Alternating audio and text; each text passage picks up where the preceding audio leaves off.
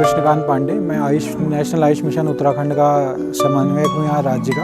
तो हम लोग कई प्रशिक्षण कार्यक्रम यहाँ नियमित रूप से आयोजित कराते रहते हैं। उसी क्रम में आज ही हम मर्म चिकित्सा पर आधारित प्रशिक्षण कार्यक्रम आयोजित करा रहे हैं, जिसमें हमने विश्व विख्यात मर्म चिकित्सा के जो हमारे गुरु भी हैं प्रोफेसर सुनील कुमार जोशी सर, उनको आमंत्रित किया है। और सर मेरे भी गुरु रहे हैं, मैंने भी उनसे काफ़ी कुछ सीखा है। तो उसी क्रम में हमने अपने विभाग के यहाँ पे 55 चिकित्सा अधिकारियों को आमंत्रित किया है कि वो आएँ और इस विधा को सीखें और अपनी इस विधा को सीखते हुए क्लिनिकल एप्लीकेशन उसका करें, रोगियों को उससे लाभ होता है। हमारे जो राजकीय हमारे चिकित्सालय हैं उनमें रोगियों को इससे लाभ मिले। ग्रहण करेंगे। आपका बहुत बहुत स्वागत है। साथ ही मैं अनुरोध करूँगा हमारे बीच में उपस्थित हमारे संयुक्त निदेशक महोदय डॉक्टर जंगपांगी सर से कि अपना स्थान ग्रहण करेंगे मंच पर आकर, और साथ ही डॉक्टर KS नेपालचाल सर से अनुरोध करूंगा कि सर भी आकर स्थान ग्रहण करेंगे। तो आज हम एक इस मर्म चिकित्सा विषय पर एक कार्यशाला और एक प्रशिक्षण कार्यक्रम के लिए यहाँ उपस्थित हैं, जो राष्ट्रीय आयुष मिशन के माध्यम से आयोजित कराया जा रहा है। करूँगा सर से कि सर हमारे बीच में उपस्थित हमारे इस मर्म चिकित्सा कार्यशाला के जो प्रमुख प्रशिक्षक हैं और मर्म चिकित्सा के विख्यात पुरोधा हैं डॉक्टर सुनील कुमार जोशी सर का भी पुष्पगुच्छ देकर हार्दिक अभिनंदन करेंगे। सर आपका बहुत बहुत स्वागत है इस कार्यक्रम में।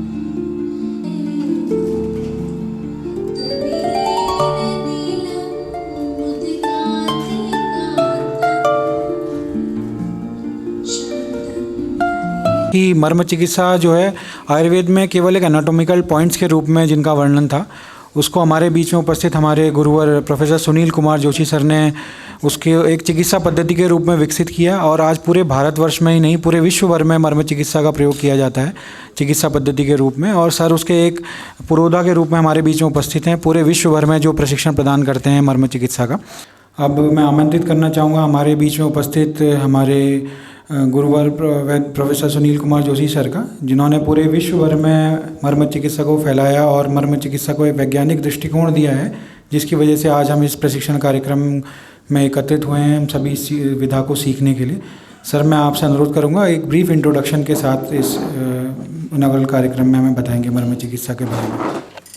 इस मर्म प्रशिक्षण कार्यक्रम में उपस्थित हमारे बीच में डॉक्टर श्रीमती रंजना जी, जो सचिव हैं हमारे आयुष विभाग में, हमारे डॉक्टर जोगदंडे जी, निदेशक आयुर्वेद एवं यूनानी सेवाएं, डॉक्टर नेपालचाल जी, डॉक्टर जंगपांगी जी, और मेरे सभी साथी जितने भी चिकित्सक हैं यहाँ आयुर्वेद के आयुष के भी बैठे हैं, सभी का हार्दिक स्वागत है। और मैं सबसे पहले आयुष विभाग के लोगों को बधाई देना चाहता हूँ, निदेशालय को बधाई देना चाहता हूँ कि उन्होंने ये कार्यक्रम विगत कई वर्षों से चलाया हुआ है और इसका परिणाम हमारे जनपद की, हमारे प्रदेश की जनता को बहुत अच्छे ढंग से मिल रहा है। और मुझे सूचनाएं रहती हैं, क्योंकि देखिए हम लोग इस चिकित्सा विधा से जुड़े हैं और वर्षों से इस पर कार्य कर रहे हैं, तो हम लोगों को सूचनाएँ मिलती रहती हैं कि आज मर्म चिकित्सा के माध्यम से सबसे ज़्यादा मरीज प्रदेश में देखे जा रहे हैं। कहीं भी किसी भी कार्यक्रम में यदि रोगियों की संख्या देखी जाती है तो मर्म चिकित्सा के द्वारा जो चिकित्सा का लाभ उठाते हैं वो सबसे ज़्यादा लाभ उनको मिल रहा है। और उत्तराखंड जैसे एक सुदूर ग्रामीण परिवेश वाले या पर्वतीय अंचल वाले या प्राकृतिक संसाधनों वाले प्रदेश में मर्म चिकित्सा से बढ़िया चिकित्सा पद्धति दूसरी नहीं हो सकती। हम कहते हैं कि आयुर्वेद की विभिन्न विधाओं में हम लोग अष्टांग आयुर्वेद की बात करते हैं, और जब हम मर्म चिकित्सा की बात करते हैं तो हम लोग इसको नवीन अंग के रूप में एक तरह से उसको स्वीकार करते हैं और मान्यता देते हैं। आज विश्व में की सबसे प्राचीनतम चिकित्सा पद्धति के रूप में यदि हम कहें कि the oldest way of the healing in the world, and it is the non pharmacopoeial way of the healing in the world. दुनिया की सबसे प्राचीनतम चिकित्सा पद्धति यदि कोई हो सकती है तो मर्म चिकित्सा हो सकती है। कि महर्षि सुश्रुत ने जो विश्व की सबसे प्राचीनतम शल्य चिकित्सा की बुक है, जिसको हम कहते हैं the oldest text book of the surgery, और महर्षि सुश्रुत को हम मानते हैं कि he is the father of the surgery. और जो इंडियन मेथड ऑफ राइनोप्लास्टी है वो वर्ल्ड वाइड स्वीकार की जाती है कि भाई विश्व में यदि हम किसी को राइनोप्लास्टी या प्लास्टिक सर्जरी का फादर मानते हैं तो महर्षि सुश्रुत को मानते हैं। उस किताब में कि whenever we are talking about the, इसमें महर्षि सुश्रुत ने जो लिखा है वो क्या कहा, इंजरी की बात की। तो most of the time it is मर्म विद्ध की बात की। मर्म को जब हम पियर्स कर देते हैं, बहुत ज़्यादा चोट लगाते हैं, तब उसके घातक परिणाम होते हैं और इरिटेशन होने से उसमें बीमारियों के लक्षणों की संभावना बढ़ जाती है। But when we are stimulating the marma point, definitely we are getting the positive impact of it. ठीक समझ रहे हैं? तो हम क्या कर रहे हैं, स्टिमुलेशन कर रहे हैं। अब इसमें कोई ना तो हमारे पास चिकित्सा की कोई विधान था कि किससे चिकित्सा कर सकते हैं, क्या करते हैं, इससे कैसे बीमारी को ठीक करेंगे। तो हम लोगों ने क्या देखा कि द मिनिमल स्टिमुलेशन कौन सा होता है बॉडी में जो नेचुरली होता है, वो था एक कार्डियक साइकिल। हृदय की जो गति होती है, 1 मिनट में हम लोग 72 बार सांस लेते हैं, वो दिल धड़कता है, 15 से 18 बार सांस लेते हैं। तो हम लोगों ने मिनिमल स्टिमुलेशन का टाइम क्या रखा, 0.8 सेकेंड का स्टिमुलस। तो सेरिब्रल पाल्सी एक ऐसी बीमारी है जो 3 से 5% बच्चों में होती है। यदि 100 बच्चे पैदा होते हैं तो 3 से 5% बच्चों में सेरिब्रल पाल्सी होगी। तो उन सभी की चिकित्सा किसी दूसरी चिकित्सा पद्धति में नहीं होती और मर्म चिकित्सा के माध्यम से हम उन सभी लोगों की चिकित्सा कर सकते हैं। मैं समझता हूँ कि बहुत बड़ा स्कोप है, इसको आपको एक्सप्लोर करना है। इन्हीं शब्दों के साथ आप सभी का हृदय से आभार, बहुत बहुत धन्यवाद, नमस्कार। आपके इस इंट्रोडक्शन के लिए बहुत बहुत धन्यवाद, जिसमें आपने ब्रीफ किया कि क्यों मर्म चिकित्सा महत्वपूर्ण है। और इसी क्रम को आगे बढ़ाते हुए आज हमारे बीच में उपस्थित हैं हमारी सचिव महोदया। तो मैं अनुरोध करूंगा हमारे बीच में उपस्थित हमारी सचिव महोदया से कि महोदया हमें अपने आशीर्वचनों से संबोधित करेंगी। देखिए, जीवन में सीखने की परंपरा कभी ख़त्म नहीं होती और डॉक्टर्स के लिए तो बहुत इम्पॉर्टेंट, वैसे सबके लिए इम्पॉर्टेंट है ये चीज़ कि इंसान को ज़िंदगी भर सीखते रहना चाहिए। ऐसा नहीं है कि जब हम मेडिकल के स्टूडेंट हैं तभी हम सीखें। आपकी लर्निंग तो पूरे जीवन भर होनी चाहिए, चाहे वो ट्रेनिंग के माध्यम से हो या आप कोई ऐसा मरीज़ देखते हैं उसके माध्यम से हो। देखिए, कभी कभी हम किताबों में बहुत सारी चीज़ पढ़ते हैं, हम सभी पढ़ते हैं अपने अपने जो भी सिलेबस होता है, जो भी कोर्सेज होते हैं, लेकिन जब आप प्रैक्टिकल करते हैं कोई चीज़, जब आप फील्ड में जाते हैं, जब आप स्वयं उस चीज़ को करते हैं, तब एक अलग एक्सपीरियंस होता है। तो आपको लगेगा ये तो हमने पढ़ा ही नहीं या ये तो हमने सीखा नहीं। तो आप अपने एक्सपीरियंस और अपने जो पढ़ाई आपकी, उससे आप आगे प्रैक्टिकल करते हैं, तो हर दिन एक नई नई चीज़ सीखते हैं। तो ये जीवन जो है सीखने की निरंतर प्रक्रिया होती है। तो मेरा सभी से पहले तो ये अनुरोध है कि जब इतने अच्छे विशेषज्ञ आपके सामने हैं तो आप इसका फ़ायदा उठाएं। कोई अच्छा इंस्टीट्यूशन है तो उसको भी दिखाएंगे, लेकिन उसके लिए आप सभी व्यक्तिगत जो स्वार्थ होते हैं ना हम सभी के, उससे ऊपर उठ के काम करना पड़ेगा। ठीक है, thank you so much, thank you. ना हो, सबको स्वास्थ्य देना हो, तो क्या अस्पतालों के माध्यम से, औषधियों के माध्यम से हम सबको स्वस्थ रख सकते हैं? ये शायद संभव नहीं है। जैसे क्योंकि हम लोग देखते हैं कि जितने नवीन अस्पताल, नए अस्पताल, नए इंस्टीट्यूशंस, नए एम्स, नए आयुर्वेद के इंस्टीट्यूशंस, विश्वविद्यालय खुल रहे हैं, रोगियों की संख्या और रोगों की संख्या भी प्रतिवर्ष बढ़ रही है। और आप लोगों ने देखा है कि भाई यदि हम सबके लिए स्वास्थ्य की परिकल्पना की बात करते हैं तो वर्ल्ड हेल्थ ऑर्गेनाइजेशन हो, हम लोगों ने 78 में अल्मार्टा डिक्लेरेशन में कहा कि प्राइमरी हेल्थ केयर के माध्यम से हम सबको स्वास्थ्य दे देंगे। ठीक है, लेकिन 2019 में आपने limitations of western medical sciences को जाना और स्कोप ऑफ वैदिक मेडिकल साइंसेस को भी जाना। जब मर्म चिकित्सा इतनी कारगर है तो उसके पीछे पीछे आप जो चाहे करेंगे वो उसको स्वीकार करने के लिए आज दुनिया तैयार है, क्योंकि आज हम लोग विश्व के स्तर पर बहुत सारे देशों में काम कर रहे हैं। तो हम लोग क्या करते हैं, दवाई के रूप में तो करते नहीं, मर्म चिकित्सा के रूप में करते हैं। और जब मर्म चिकित्सा के परिणाम लोग देखते हैं, वैज्ञानिक देखते हैं, चिकित्सक देखते हैं, तो उसको वो स्वीकार करते हैं। ठीक है, तो ये non pharmacopoeial way of healing है, जिसको अद्रव्यभूत चिकित्सा कहते हैं। तो ये मर्म चिकित्सा, यदि पूरे मेडिकल साइंस का सिनेरियो चेंज करना है तो सिर्फ और सिर्फ मर्म चिकित्सा के माध्यम से। ना किसी अतिरिक्त संसाधन की जरूरत है, ना कोई पैसा खर्च करना, ना कोई बजट लगता। मैं समझता हूँ कि यदि डॉक्टर साहब भी जान रहे हैं, सभी लोग, जंगपांग जी और नपचाल जी भी जान रहे हैं, हमारे निदेशक भी जानते होंगे कि जितने चिकित्सा, यदि हमारे मर्म चिकित्सक के जो हमारे लोग हैं मर्म चिकित्सा के माध्यम से जितने अच्छे परिणाम दे रहे हैं वो किसी औषधि के माध्यम से या किसी दूसरी पद्धतियों के माध्यम से नहीं दिए जा सकते। ये सर्वाइकल होता है, उसके नीचे ब्रेकियल प्लेक्सिस होता है। It is made up of, क्या ये एक C5 से लेके T1 तक की जो नर्व्स हैं उनका ये होता है। और उसमें क्या होता है कि उसमें सबसे पहले रूट्स होती हैं, फिर उसके बाद उसकी एक तरह से कॉर्ड बनती है, फिर उसमें एक तरह से फिर ब्रांचेस बनती हैं, और ये क्या करता है कि पूरा नेक से बनती है, एक्जिला को क्रॉस करती है, पूरी इसको सेंसरी और मोटर सप्लाई देती है अपर एक्सट्रीमिटी को, एक्सेप्ट 2 मसल्स को, ट्रेपीजियस को छोड़ के और जो लिवेटर स्कैपुली है, इन दोनों को छोड़ के पूरी की पूरी सप्लाई इसकी मोटर और सप्लाई और सेंसरी सप्लाई किससे होती है? सिर्फ हमारी ये ब्रेकियल प्लेक्सिस से। और जब ब्रेकियल प्लेक्सिस की इंजरी होती है तो हाथ बेकार हो जाता है, किसी ढंग का कोई काम नहीं करता, ऑपरेटिव प्रोसेस के बाद भी वो ठीक नहीं होता। अब्स पेरिसिस की भी बात करते हैं। अब्स पेरिसिस का मतलब होता है छोटे बच्चों में जब ये अब्स पॉइंट ब्रेकियल प्लेक्सिस में होता है, उसमें इंजरी होती है ड्यूरिंग डिलीवरी, तो बच्चे का भी हाथ होता है। तो हम लोगों ने 14 दिन के बच्चे का ट्रीटमेंट किया। आज वो बच्चा करीबन 14-15 साल का है और हाथ पूरा ठीक ढंग से उठाता है। अब ये जो मर्म चिकित्सा की बात हम लोग करते हैं, तो आज के संदर्भ में बहुत सारी चिकित्सा पद्धतियाँ है, एलोपैथी है, बहुत सारी चीज़ें हैं, और हमारे यहाँ भी बहुत सारी चिकित्सा पद्धतियों की बात होती है। अनमा, मॉक्सीबस्टन, सेस्तु, कैम्फू, एक्यूप्रेशर, एक्यूपंचर, बहुत सारी चीज़ें होती हैं ना। कई लोग पूछते हैं क्या है कि क्या एक्यूप्रेशर एक्यूपंचर में क्या अंतर है। हम लोगों के पास जो कुछ जो केसेस हैं उसमें से एक तो कीलॉइड जानते हैं। कीलॉइड क्या है? ये हाइपरट्रॉफिड स्कार है। When there is injury, healing takes place, the scar, जो स्कार है यदि हाइपरट्रॉफिड हो गया, तो हाइपरट्रॉफिड हो गया तो उसको क्या कहेंगे? कीलॉइड कहेंगे। और कीलॉइड का क्या ट्रीटमेंट जानते हैं क्या है? कीलॉइड का ट्रीटमेंट है excision of the keloid tissue. तो पूरा का पूरा कीलॉइड का टिश्यू काटेंगे और वहाँ पे कहीं से कहीं स्किन ग्राफ्ट करेंगे। यही तो उपचार है ना, इसके अलावा कोई उपचार नहीं। तो हम लोगों ने कुछ सोचा कि भाई कीलॉइड जैसी चीज़ में भी देखते हैं कि क्या होता है। तो कीलॉइड में हमारे पास ये जो पोस्ट बर्न कॉन्ट्रैक्चर का कीलॉइड का केस है, ये ट्रीटमेंट के लिए नहीं आया कीलॉइड के, ये किसके लिए आया कि भाई ये एक केस था और इसमें मल्टीपल कीलॉइड फॉर्मेशन थी ऑल ओवर द बॉडी।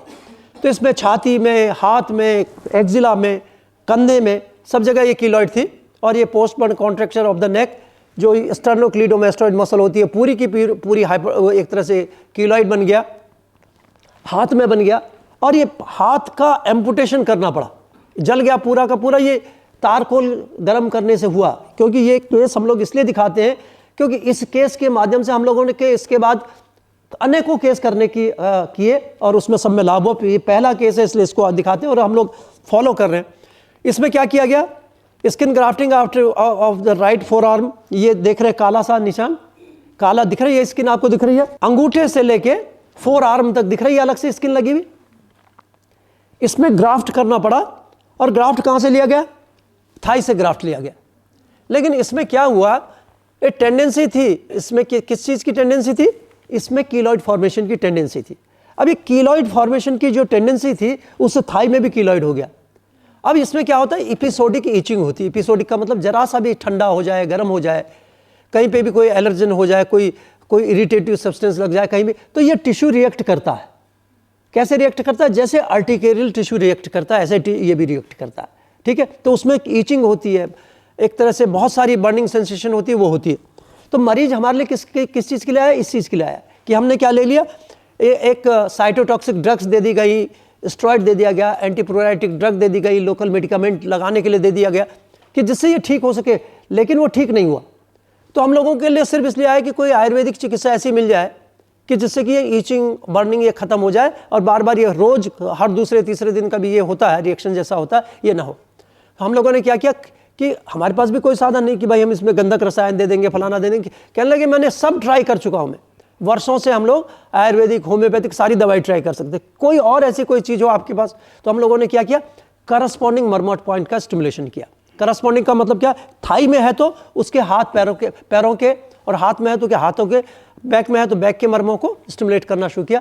तो तीसरे चौथे दिन से ही मरीज कहता है कि अब मुझे कोई एंटी प्रोराइटिक मेडिसिन की जरूरत नहीं है, मुझे ईचिंग होनी बंद हो गई। तो बड़ा उत्साह हुआ कि भाई 20 साल पुरानी, 25 साल 30 साल पुराना केस। तो मरीज ने कहा कि भाई मुझे इसकी जरूरत नहीं। तो हमें लगा कि ये जो क्लिनिकल सिम्टम्स हुए हैं उसके या उसके कॉम्प्लिकेशंस हुए हैं, उसके लक्षणों को दूर करने के लिए मर्म चिकित्सा कारगर है।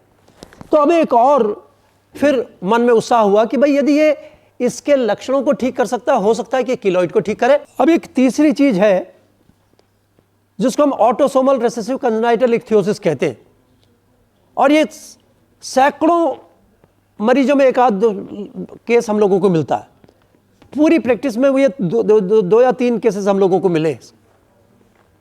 इसमें क्या होता है, जो फिश स्केल, जो आदमी की जो खाल होती है कैसी होती है, जैसे फिश की स्केलिंग होती, मछली की चमड़ी देखिए उसमें ऊपर से स्केल्स होते हैं, ऐसी होती है। और इसमें से भी वही होता है कि इसमें जो इंटरमीडिएट स्पेस होता है बिटवीन दीज स्केल्स, उसमें से ऊजिंग होती है, इरिटेशन होती है, पानी निकलता है, कभी कभी ब्लीडिंग होती है, बर्निंग सेंसेशन, बहुत सारी तकलीफें होती हैं। और मरीज क्या होता है कि अपना पूरे कपड़े नहीं पहन सकता, कपड़े पहनेगा तो क्या वो दिखाई देती है, तो ईचिंग होती है, इरिटेशन होती है। तो उसमें क्या एंटीप्रोराइटिक ड्रग्स, स्टेरॉइड्स और बहुत सारी दवाइयों का इस्तेमाल करना पड़ता है, लोकल मेडिकामेंट भी इस्तेमाल करनी पड़ती है। हम लोगों ने उसमें भी मर्म चिकित्सा प्रारंभ की और देखा कि भाई ये कितने अच्छे ढंग से इसको ठीक हो गया, और ये बाद में भी हम लोग लगभग कई वर्षों तक उसको देखते हैं। सिंपल, अब उसमें क्या करना पड़ता है, सिर्फ एक तरह से ड्राइनेस है स्किन की है तो उसमें कोकोनट ऑयल लगा के वो ठीक हो जाता है, तो कोई दवाई की ज़रूरत नहीं होती। तो इसका मतलब क्या, इतनी बड़ी बीमारी में भी आसानी से बच्चा ठीक है, तो उन सारी चीज़ों को हम लोग कहते हैं। अब एक और बीमारी जिसको हम एवीएन कहते हैं, ठीक है। एवीएन का मतलब क्या होता है, एवास्कुलर नेक्रोसिस।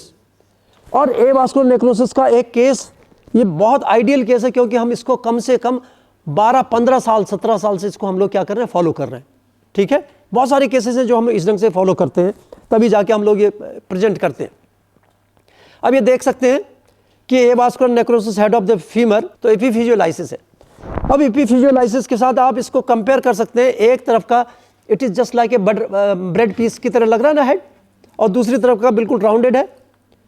ऐसी स्थिति में ये बच्चा, उस समय उम्र इसकी थी 7 ईयर्स, और 7 ईयर्स में यदि इसका हेड का जो इम्प्लांट किया जाता तो क्या होता, एसिटाबुलम का साइज बड़ा हो जाता, हेड का साइज छोटा हो जाता। तो कब तक नहीं कर सकते थे, जब तक 18-20 साल का बच्चा नहीं होता तब तक ऑपरेटिव प्रोसेस को एडवाइज नहीं किया जा सकता था। और उस दौरान क्या है, उसके पैर की शॉर्टनिंग होती, कम से कम 2-3 इंच पैर छोटा हो जाता, क्योंकि ये पूरा का पूरा वो जो हेड है, हेड खत्म होता है तो हेड इतना बड़ा, कम से कम 2-3 इंच का स्पेस वो लेता है। तो ये हो सकता था, कुछ नहीं कर सकते थे। तो हम लोगों ने क्या किया, simple just we have given the Septilin syrup. क्या, कौन सा सिरप, सेप्टिलिन, और एक अश्वगंधा या किसी चीज़ की गोली का पाउडर बना के दिया कि इसमें मिला के देना, और क्या करना है, दवाई खाने के 15 मिनट के बाद 15 मिनट के भीतर इसको मर्म स्टिमुलेशन करने, 3 बार दवाई खिलानी है और 3 बार मर्म का स्टिमुलेशन करना है। जब हम आयुर्वेद में असाध्य रोग की चर्चा करते हैं या कृच्छसाध्य रोग की चर्चा करते हैं तो कहते हैं कि 1 संवत्सर पुराना, 1 संवत्सर का मतलब क्या हो, 1 साल पुराना रोगी जो होता है, रोग जो होता है वो क्या होता है, या तो कृच्छसाध्य हो जाता है या असाध्य हो जाता है। लेकिन मर्म चिकित्सा के माध्यम से ऐसा कुछ नहीं है। यदि 40 वर्ष पुराना भी यदि पोस्ट पोलियो पेरिसिस है तो मर्म चिकित्सा करेंगे तो ठीक होगा। कैसी भी बीमारी हो उसमें आप मर्म चिकित्सा के माध्यम से परिणाम ले सकते हैं। तो मर्माघात की चिकित्सा और मर्म चिकित्सा में अंतर आपको पता होना चाहिए। तो जो आप कर रहे हो वो क्या है, मर्म चिकित्सा है। जो हम इसके माध्यम से क्या कर रहे हैं, लेप लगा रहे हैं, इसमें क्या कहते हैं, पट्टी बांध रहे हैं, इसमें कोई खपच्ची बांध रहे हैं, इसमें कोई प्लास्टर कर रहे हैं, वो किसकी चिकित्सा है, वो मर्माघात की चिकित्सा है। तो ये बहुत क्लियर होना चाहिए। एक प्रश्न होता है कि एक्यूप्रेशर, एक्यूपंक्चर, अनमा, मॉक्सीबस्टन, सेस्तु और केम्फू, ये जो ओरिएंटल मेडिकल साइंसेज हैं, इनमें और मर्म चिकित्सा में क्या अंतर है, ठीक है। तो मर्म चिकित्सा में यदि हम लोग एक्यूप्रेशर के लोगों से पूछते हैं कि कितने पॉइंट्स होते हैं, तो कोई बता नहीं पाता कि कितने पॉइंट्स होते हैं और कितने होते हैं। जो मेरिडियन की कल्पना है वो भी हमारे आयुर्वेद के शास्त्रों से है ली गई और कहीं से नहीं, उस पर भी हम लोग आगे काम कर रहे हैं। तो जितने मेरिडियंस की बात करते हैं तो महर्षि सुश्रुत ने लिखा है कि जो भी मर्म स्थान है इसमें चारों तरह की वातवाह, पित्तवाह, रक्तवाह और कफवाह सिराएं होती हैं। हर मर्म स्थान में क्या होता है, चारों तरह की सिराएं क्रॉस होती हैं, इसलिए उसको मर्म कहते हैं, ठीक है। लिखा है महर्षि सुश्रुत ने कि 4 तरह की सिराएं। तो सिराएं कितनी होती हैं, 700 सिराएं होती हैं। और उसमें अवैध सिराओं की बात की है। जैसे यहाँ लिखा है कि यहाँ अपांग एक सिरा है, उसका वेदन नहीं करना चाहिए, क्योंकि अपांग संधि भी है, अपांग क्या कहते हैं, ब्लड वेसल सिरा का नाम भी है, और अपांग मर्म का नाम भी है, तो इसलिए यहाँ पर नहीं करना चाहिए। सीमंत में कौन कौन सी सिराएं, इतनी सिराएं, इसमें इसका सिरा का वेदन नहीं करना चाहिए। तो जो 4-4 सिराएं हैं, तो वातवाह कहाँ से जाएगी? वातवाह यहीं से जाएगी। पित्तवाह कहाँ से जाएगी? यहीं से जाएगी। कफवाह कहाँ से जाएगी? यहीं से जाएगी, इस ढंग से जाएगी, क्योंकि ये वात से संबंधित है। ठीक है, हमारी उंगली किससे है?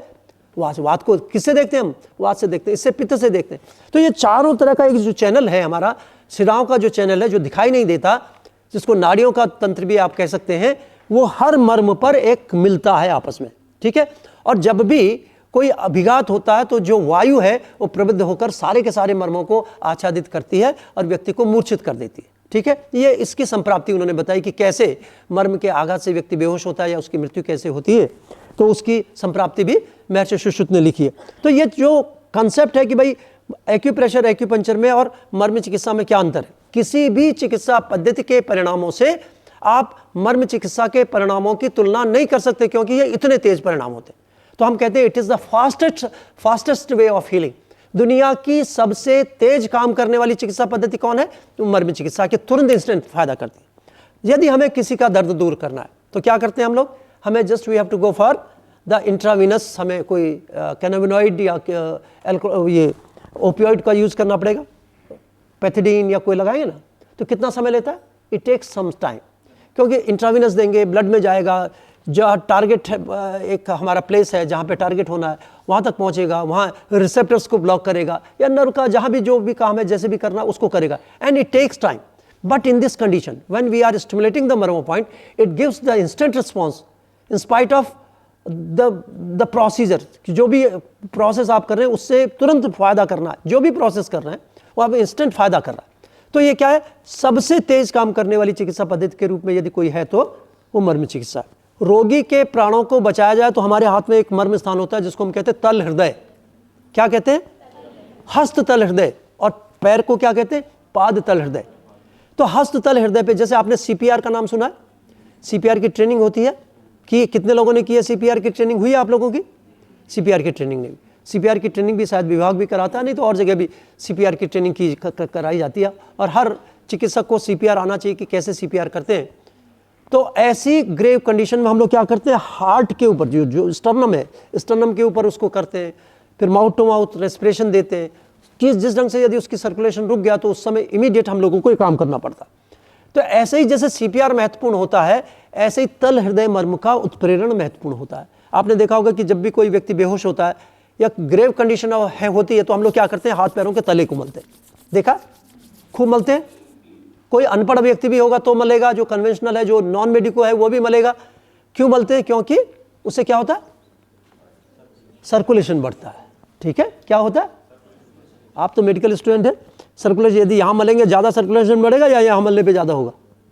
यहाँ पैड ऑफ फैट है, यहाँ कोई सर्कुलेशन ऊपर सुपरफिशियल नहीं है, यहाँ सिर्फ प्लेक्सिस है, जो हमारी जो क्या कहते हैं एक तरह से आर्टरी और वेंस का अंदर प्लेक्सिस बना हुआ है। ठीक है, ये कोई सर्कुलेशन ऊपर होने वाला नहीं, सर्कुलेशन तो यहाँ से बढ़ेगा। और यदि सर्कुलेशन बढ़ाना है तो पूरा टांग मलिए ना, पूरा हाथ मलिए, पूरा पैर मलिए। नहीं मलते। क्या मलते हैं? सिर्फ आप हाथ और पैर के तले को मलते हैं। क्यों मलते हैं? क्योंकि यहाँ पर तल हृदय मर्म होता है। अब यदि आपको तल हृदय मर्म पता है तो आप हाथ पैर मलोगे? क्या करेंगे? तुरंत तल हृदय मर्म को दबाएंगे। और यदि तल हृदय मर्म को दबाया जाता है तो ये डॉक्यूमेंटेड है हम लोगों का कि 30 का डिक्लाइन सिस्टोलिक में भी और डायस्टोलिक में भी होता है। कितने में? विद इन 2 और 3-4 मिनट्स। एक सिटिंग आपने दी, 20-25 बार दबाया, तुरंत इसको दबाया, हाथ पैर के इसको दबाया, फिर 1-2 मिनट के लिए रुके, फिर दबाया, फिर 1-8 मिनट के रुके, फिर दबाया, देखते हैं कि 30 का डिक्लाइन हो गया। तो 30 का डिक्लाइन हो गया तो 220 का था तो अब कितना हो गया? 190 हो गया। नीचे कितना था? 130 था तो अब कितना हो गया? 100 हो गया, 90 हो गया। अब चाहे जो करे, चाहे उसके आपने जान बचा ली। ठीक है, उतनी तेज काम इंट्रावीनस इंजेक्शन नहीं करता, सबलिंगुअल नहीं करता, बिकॉज इट टेक्स टाइम। ठीक है, तो ये इसको जानना जरूरी है कि हम कैसे अपने मरीज के स्वास्थ्य की और उसकी जान की कैसे रक्षा कर सके। ये मर्म चिकित्सा के माध्यम से हो सकता। ठीक है, अब एक और कंसेप्ट, एक हमारे दिमाग में एक और चीज रहती है कि emergency management can be done only by the western medical science.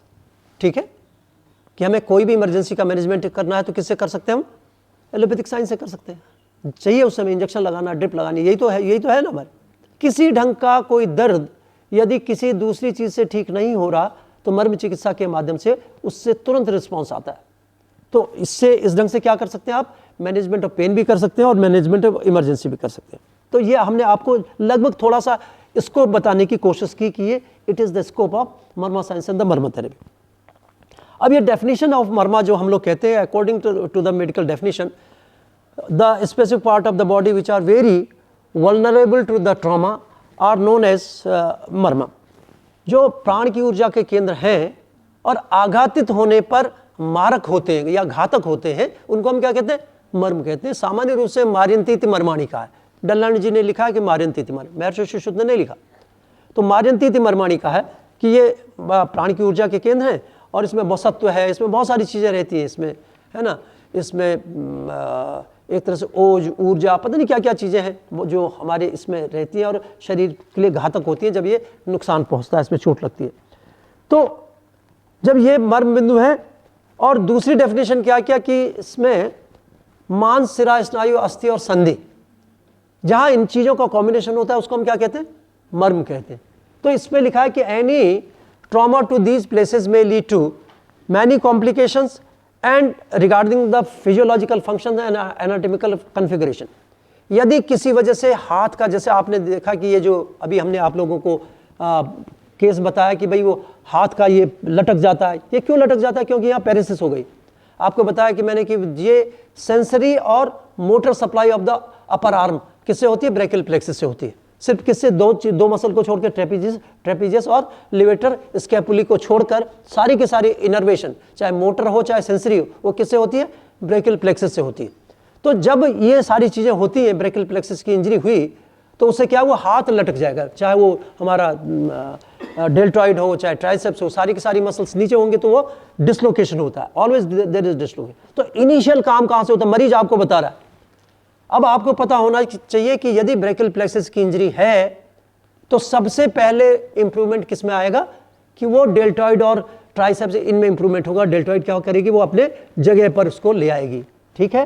तो उसने कहा नहीं कि पहले मेरा हाथ लटका रहता था, 2-3 दिन के मर्म के बाद मुझे लगा कि यहाँ पे कुछ टाइटनेस आ गई। तो ये कौन सिखाता है हमें, मरीज सिखाता है कि मर्म के बाद इसके बाद ये, इसके बाद ये, इसके बाद ये, इसके बाद ये। और जब हम उसको साइंटिफिकली, एनाटॉमिकली, सर्जिकली जब हम उसको ट्रेस करते हैं तो हमारे पास सारा का सारा एक साइंस हमारे सामने होती है, ठीक है, कि कौन सी नर्व पे सबसे ज़्यादा असर हुआ और उसकी ट्रंक क्या कौन सी है, उसकी रूट कौन सी है, फिर उसके बाद रूट है, ट्रंक है, फिर उसके बाद उसकी कॉर्ड कौन सी है, फिर उसका जो डिविजनल क्या कहते हैं, उसकी ब्रांचेस कौन कौन सी है, कहाँ कहाँ सप्लाई, वो सब हम लोग जब एनाटॉमिकली जानते हैं तो हमें पता है कि कहाँ से क्या है, ठीक है। तो हमको पता चल जाता है कि मर्म के स्टिमुलेशन से कौन सा ग्रुप पहले एक्टिवेट होगा, फिर ये होगा। तो फिर उसके बाद आपको लगता है, फिर मरीज हमारे पास आता है तो हम उसको कहते हैं भाई इतने दिन में ये ठीक है, हो जाएगा, ठीक हो जाएगा।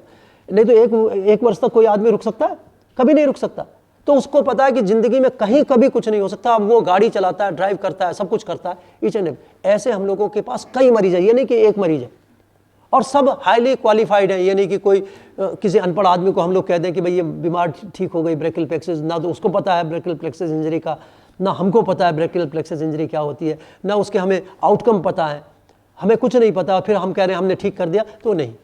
तो ये क्या है, each and everything is known to the patient. मरीज को भी पता है, उसकी पूरी हिस्ट्री, उसका पूरा का पूरा फाइल है कि कहाँ कैसे इंजरी हुई, कहाँ हुई, कौन सी उसकी कॉर्ड में कहाँ सा, किस कॉर्ड में उसका इंजरी है, कौन सी नर्व रूट उसकी कटी है, वो सब पता है। उसके बाद जब ये ठीक होता है तो हम कहते हैं कि मर्म चिकित्सा अत्यंत कार्यकारी चीज़ है। तो हाथ की या तो फिजियोलॉजी खत्म होगी, जैसे हम ये कहें कि भाई ये अंगूठा यदि टूट के या खराब हो गया तो इसका क्या है, एनाटॉमिकल कॉन्फ़िगरेशन खराब हुआ। और यदि इसकी डेथ दो तरह से मानते हैं हम, एक तो डिमाइस को डेथ मानते हैं। डिमाइस का मतलब क्या, यदि किसी के चोट लगी, आदमी मर गया तो डेथ हो गई। दूसरी डेथ हम मानते हैं एनाटॉमिकल डेथ हो सकती है कि भाई वहाँ डेड हो गया, टिश्यू उसमें खराब हो गया, और या फिजियोलॉजिकल वो उसकी डेथ हो गई। फिजियोलॉजिकल डेथ का मतलब क्या, यदि अंगूठा एनाटॉमिकली ठीक दिख रहा है लेकिन हम इसको हिला नहीं सकते, काम नहीं कर सकते, सर्कमडक्शन नहीं कर सकते, फ्लेक्शन नहीं कर सकते, एक्सटेंशन नहीं कर सकते, तो इसको हम क्या कहते हैं, फिजियोलॉजिकल डेथ।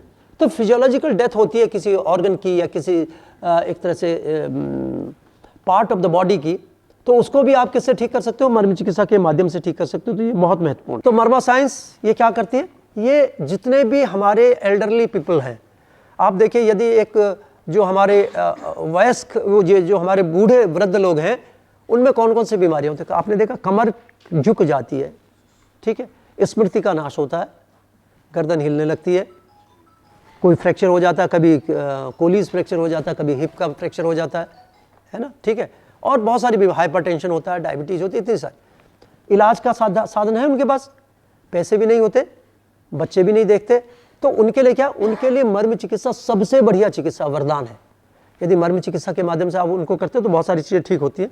तो ये डिसेबल्ड के लिए है, एल्डरली लोगों के लिए भी है, रिहेबिलिटेशन के लिए भी है। In comparison to present situation, इन जो मेडिकल साइंसेस कितना खर्च करती हैं, और मर्म चिकित्सा के माध्यम से क्या आप इन सारी बीमारियों को आसानी से ठीक कर सकते हैं। तो एक बहुत बड़ा कंट्रीब्यूशन हमारा जेनेटिक केयर के लिए भी है।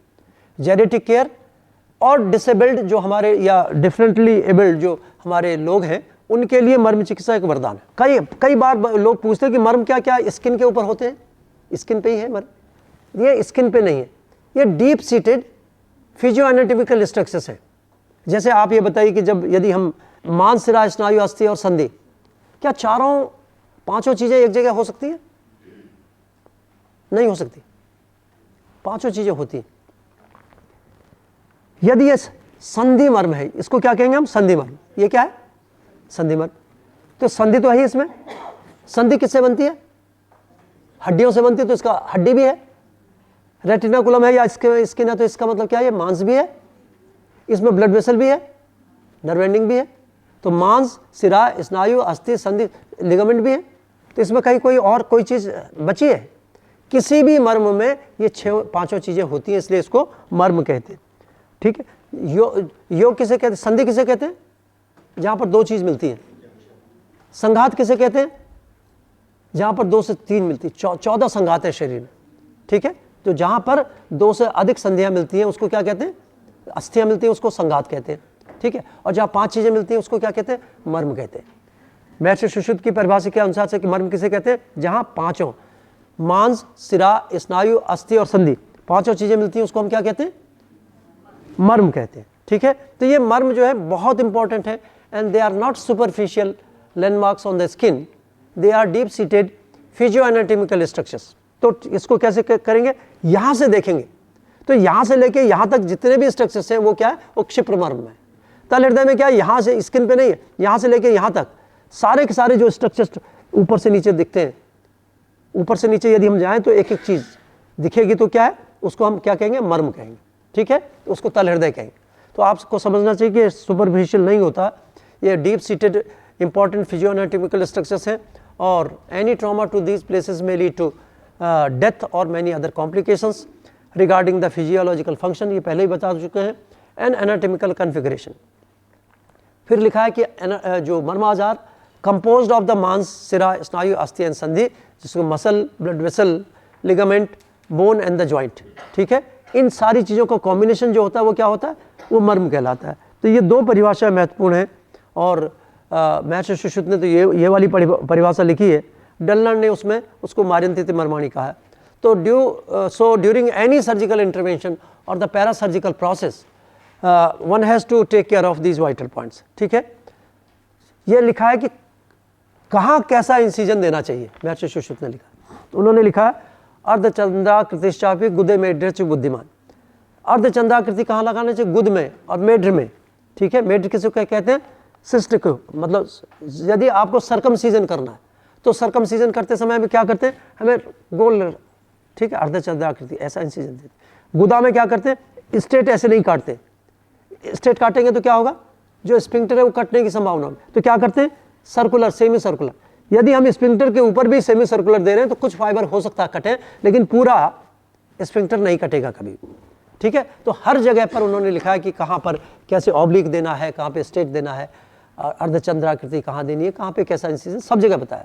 कुक्षी कक्षा में कैसा देना है, हस्त इसमें चंद्रमंडल अवच्छेदन पाणिपादे सुकारित, जो चंद्रमंडल की तरह कहाँ, यदि हम हाथ में ऐसे इंसिजन देंगे तो क्या होगा? जो स्किन होगी वो क्या होगी?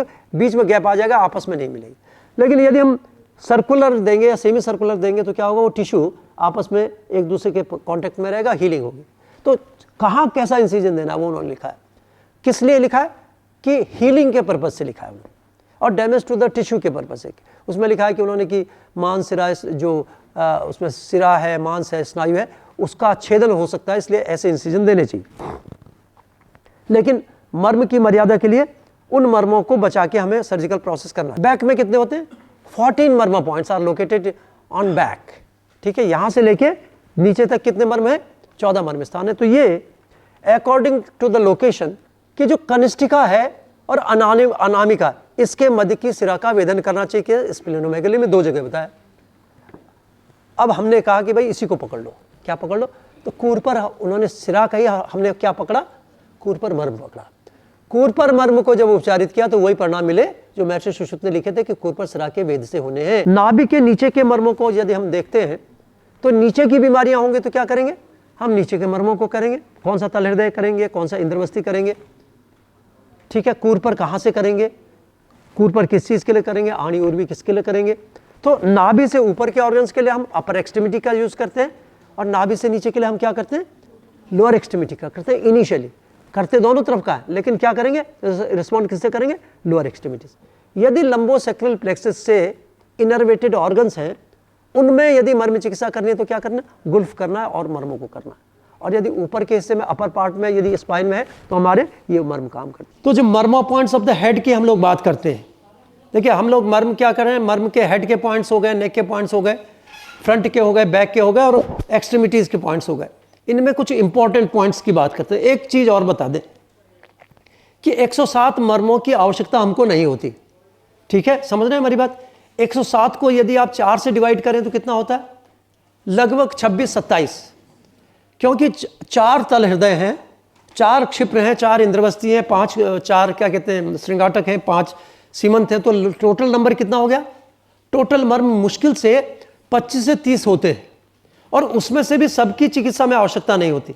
तो 10-20 15-20 मर्म यदि आप ठीक से सीख जाते हैं तो आप सारी सबकी चिकित्सा कर सकते हैं। तो अभी हम लोग just we are starting with the enumeration of marma points of the head. तो सबसे पहला जो मर्म बिंदु होता है उसको हम कहते हैं अधिपति, ठीक है। महर्षि सुश्रुत ने कहा कि जहां रोमावर्त होता है, रोमावर्त जानते हैं, जहां बाल का एक तरह से गुच्छ दिखता है, वर्ल दिखता है, एक चोटी जहां पे होती है, एक बाल का घुमाव सा होता है। रोमावर्त पर कौन सा मर्म होता है? जिसको अधिपति कहते हैं। अधिपति का मतलब समझते हैं किसे कहते हैं? राजा। जैसे कुलाधिपति, ठीक है, और लंकाधिपति, 2 शब्द हैं, बहुत कॉमन है। कुलाधिपति का मतलब क्या है? जो चांसलर होता है, ठीक है। और ऐसे ही लंकाधिपति का मतलब क्या है? जो कई राजाओं का राजा जो होता है उसको कहते हैं। तो इसको हम क्या कहते हैं? मर्मों का राजा। उसको मर्म श्रेष्ठ भी हम लोगों ने नाम दिया। क्या किया? मर्म श्रेष्ठ, जिसको ओरिएंटल मेडिकल साइंस में मास्टर पॉइंट कहते हैं। हम लोग मास्टर नहीं, हमारा नाम सीधा क्या है? अधिपति नाम है। तो अधिपति के लिए कहते हैं कि इसी से मनुष्य के शरीर में प्राण का आधान होता है। जब माता के गर्भ में गर्भ रहता है तो शरीर बनने के बाद उसमें प्राण कैसे आते हैं? तो कहते हैं कि ये इसके माध्यम से आते हैं। ये इसको हम कहते हैं कि अधिपति के माध्यम से प्राण शरीर में आते हैं। और निकलते कहाँ से? निकलते भी इसी से। जब कपाल क्रिया होती है, कपाल क्रिया देखी, बेटे के द्वारा कपाल क्रिया की जाती है ना, पुत्र के द्वारा, तो कहाँ पे की जाती है? इसी जगह पे कपाल क्रिया होती है। तो उसके बाद शरीर से प्राण निकलते हैं, ठीक है। आत्मा तब तक वहीं रहती है, ये कहा जाता है, ये प्रतीकात्मक रूप से। तो आप समझ सकते हैं कि हमारा क्या पोर्ट है। पोर्ट का किसका मतलब क्या? जो एनर्जी है फ्रॉम द कॉस्मोस, जो ब्रह्मांड की ऊर्जा है, उसको ग्रहण करने का माध्यम क्या है? ये हमारा अधिपति मर्म है। इसीलिए इस स्थान पर क्या किया जाता है? चोटी रखने का विधान है। तो जब भी कोई हम कार्य करते हैं तो इसको जरूर स्टिमुलेट करते हैं। तो इसका मतलब क्या कि whenever you are going to stimulate the marma points of the whole body, और उसमें सारे मर्मों को करना, तो initially we have to start with the Adhipati marma. अधिपति मर्म से प्रारंभ करना है। तो अधिपति मर्म को से प्रारंभ करने के लिए क्या करना है? विधि क्या है? Just you have to make the, और इसके बाद इसको इस जगह पर रखकर 15 से 18 बार इसको दबाते हैं, ठीक है। यदि आप दबा के देखेंगे तो initially it will be painful. ये क्या होता है? पेनफुल होता है। रोज प्रतिदिन करेंगे तो बहुत आनंद आता है, ठीक है। इसको दबाएंगे तो आपकी जो एनर्जी है, बॉडी एनर्जी है, बनी रहेगी। तो अब इसको हम कहते हैं, ये पंच महाभूत मुद्रा समझिए। इसको क्या कहते हैं? मर्म की भाषा में हम लोगों ने इसको नाम दिया पंच महाभूत मुद्रा, क्योंकि ये जो 5 उंगलियां होती हैं 5 तत्वों का प्रतिनिधित्व करती हैं। जब हम योग की भाषा में बात करते हैं तो इसको कहते हैं ये अग्नि, वायु, तेज, जल, पृथ्वी, इस ढंग से कहते हैं ना, तो आकाश, वायु, आकाश, तेज, जल, इस ढंग से कहते हैं। लेकिन हम लोग जब मर्म की भाषा में करते हैं बात, तो हम लोग क्या करते हैं? पृथ्वी, जल, तेज, वायु और आकाश। क्यों? क्योंकि हम जब नाड़ी देख रहे हैं तो किससे देख रहे हैं? वायु, इंडेक्स फिंगर से देख रहे हैं, तो ये किसका प्रतिनिधित्व करती है? वात का। इससे क्या देखते हैं? पित्त देखते हैं, और इससे कफ देखते हैं। कफ किससे बनता है? जल और पृथ्वी तत्व से बनता है।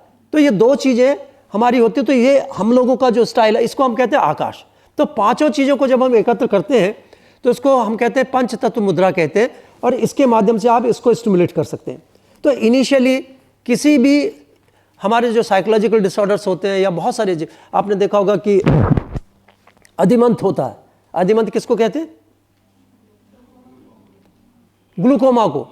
ग्लूकोमा का सामान्य रूप से कोई उपचार नहीं है, लेकिन मर्म चिकित्सा के माध्यम से हम लोग ग्लूकोमा के भी रोगियों को बहुत आसानी से उपचार देते हैं। तो उसमें सबसे इनिशियली हम लोग कहाँ से शुरू करते हैं?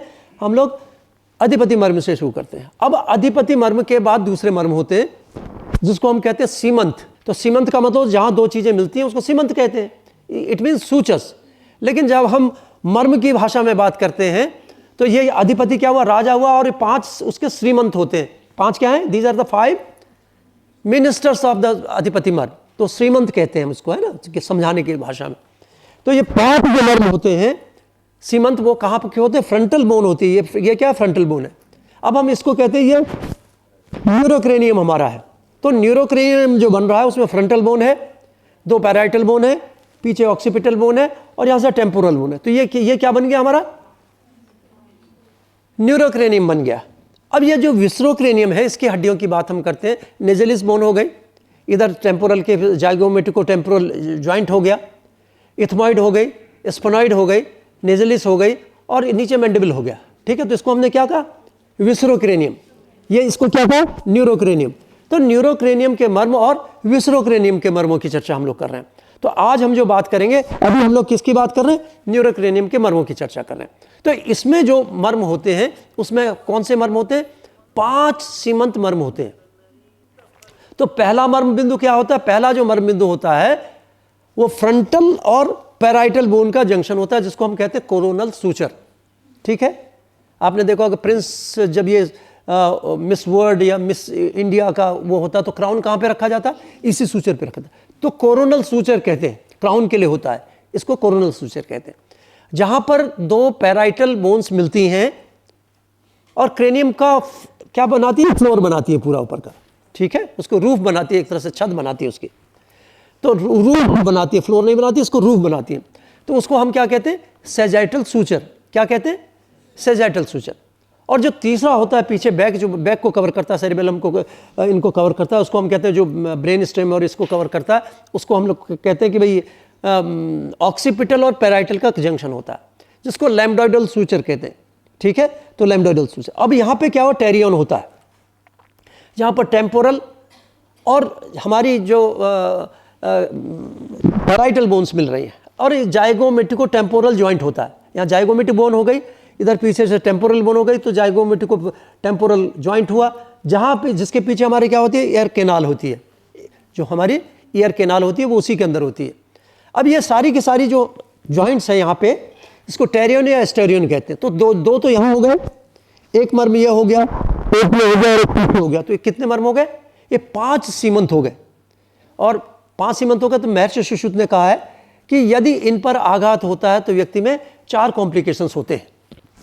सबसे पहले उन्होंने बताया कि उन्माद, दूसरा बताया चित्तनाश, तीसरा बताया भय, और चौथा बताया मृत्यु। यदि इस पर इन पे चोट लगेगी तो क्या होगा? ये 4 कॉम्प्लिकेशंस होंगे। मृत्यु के अतिरिक्त जो तीनों चीजें हैं, ये किससे रिलेटेड है? साइकोलॉजिकल डिसऑर्डर से रिलेटेड है। ठीक है, इसका मतलब क्या है? Seemant marma is very important regarding the psychological disorders. तो in each and every case of the psychological disorders just we have to stimulate the Seemant marmas. ठीक है, अब सीमंत मर्म के सापेक्ष कुछ और मर्म स्थान होते हैं। जल्दी जल्दी इसलिए बता रहे हैं कि आप लोग सब जानते हैं इन चीज़ों को, और कैसे इसकी टेक्निक क्या है और क्या इंडिकेशन है, उसको उस पर डिस्कस करेंगे। और उसके बाद फिर हम अपर एक्सट्रीमिटी के मर्मों को, क्योंकि उसका भी हैंड्स ऑन आपको बता देंगे कुछ मर्मों को कि कैसे आइडेंटिफाई करते हैं। तो ये जो मर्म है इनको यहाँ पर कुछ मर्म स्थान और होते, चार मर्म इधर होते। अब ये देखिए आईब्रो को सब लोग हाथ लगाएं, ऐसे लगाएं, अपनी आईब्रो पे हाथ फेरें और यहाँ पे देखेंगे कि टेम्पल के पास एक गड्ढा है, दिख रहा है आपको गड्ढा? हड्डी में जोर से दबाएंगे तो एक गड्ढा से दिखाई देगा। कितना गड्ढे का मेजरमेंट कितना है? Tip of the middle finger या tip of the index finger के बराबर है, ठीक है? तो इसको हम कहते हैं अपांग। अब ये आवर्त की बात हम करते हैं तो ये अपांग जो होता है एक तरह से हमारी ये आईब्रो का जो लोएस्ट एंड है उसके पास होता है, और आईब्रो का जो हाईएस्ट पॉइंट है क्या? It is little bit higher than this point, ठीक है? एक होगा कहाँ? इसके बाहर होगा, यहाँ पे नहीं होगा। जहाँ भी आप, यदि आप YouTube पे देखेंगे या कहीं और जगह पे देखेंगे तो क्या होगा? वहाँ पे अपांग यहाँ पे दिखा रखा, अपांग यहाँ पे नहीं। अपांग, आवर्त, उत्क्षेप और संख, ये चारों के चार क्या होते हैं? कनपट्टी पे होते हैं। 4 यहाँ होते हैं और 4 यहाँ होते हैं। अब ये 8 मर्म यहाँ पे हो रहे हैं और 5 मर्म कौन से? सीमंत, तो 13 मर्म स्थान है। अब इनके लिए एक टेक्निक है जो अपने लिए यूज कर सकते हैं आप, जितने साइकोलॉजिकल डिसऑर्डर्स है उसमें क्या करना? It is known as the close lotus pose. इसको क्या कहते हैं? Close lotus pose.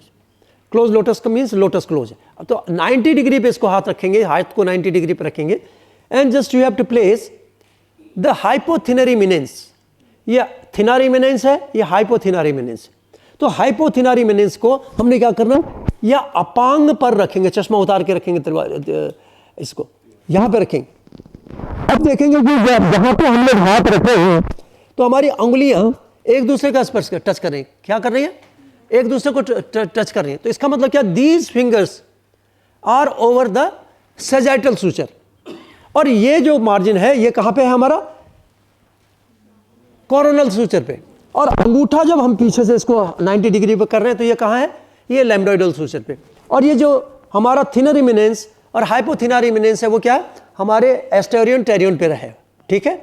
तो ये पांचों के 5 सीमंत मर्म पूरा दबाएंगे, अंगूठे से दबाएंगे चारों तरफ। अंगूठा, इस पे भी प्रेशर पड़ना चाहिए, इस पे भी प्रेशर पड़ना चाहिए, अंगूठे से भी प्रेशर पड़ना चाहिए।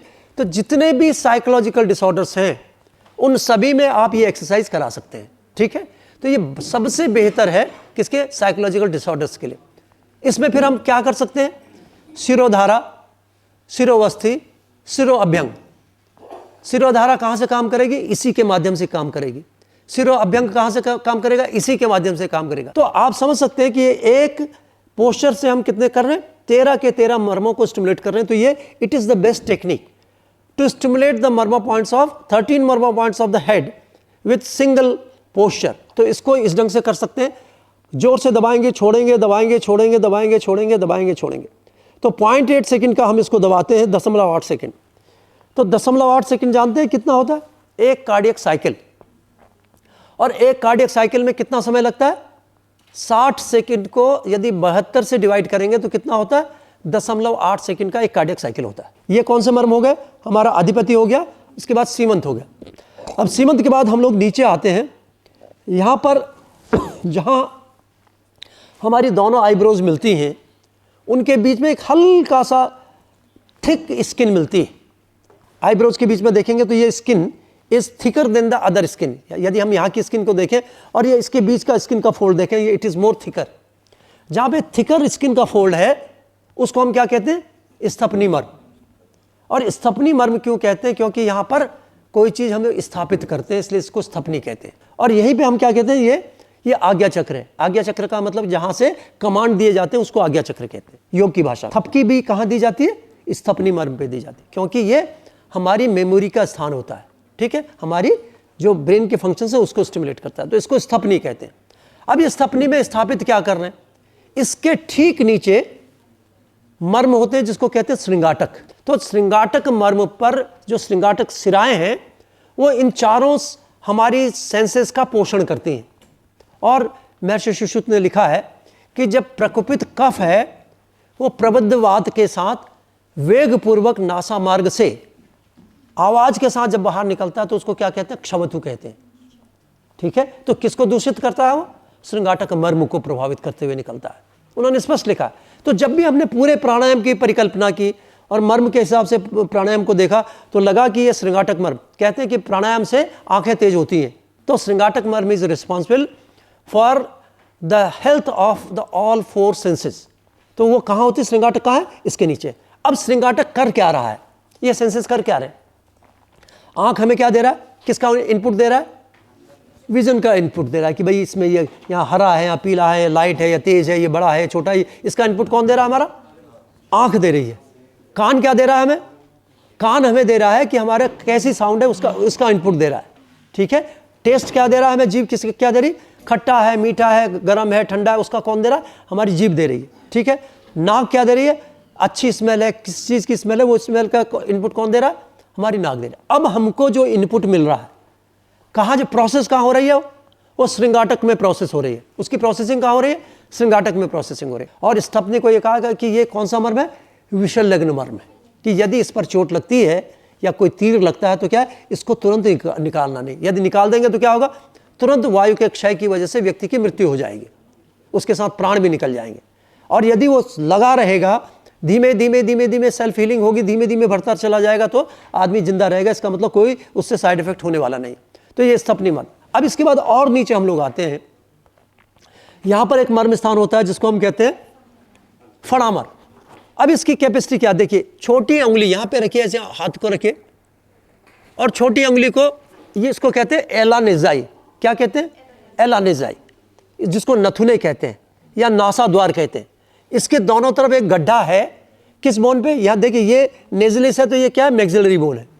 तो मैक्सिलरी बोन पे अब यहां पर देखेंगे अपर लिप के ऊपर, यहां पर एक देखेंगे एलानेजाई के बगल में एक गड्ढा है जिसका मेजरमेंट कितना है? Tip of the little finger के बराबर है। किसके बराबर है? Tip of the little finger. तो इसको फणामर्म कहते हैं। अब महर्षि सुश्रुत ने कुछ चीजें बताई हैं कि यदि फणामर्म पर चोट लगे तो व्यक्ति को क्या होता है? एनोस्मिया होता है, गंधनाश हो जाता है। और जब गंधनाश होता है तो क्या है? स्वाद भी नहीं आता है, ठीक है। अब गंधनाश हो जाएगा तो क्या होगा? आप गुड़ खाओ, चाहे गुलगुला खाओ, चाहे आइसक्रीम खाओ, कुछ पता नहीं चलेगा। अब एनोस्मिया किस किस बीमारी में होता है, ठीक है।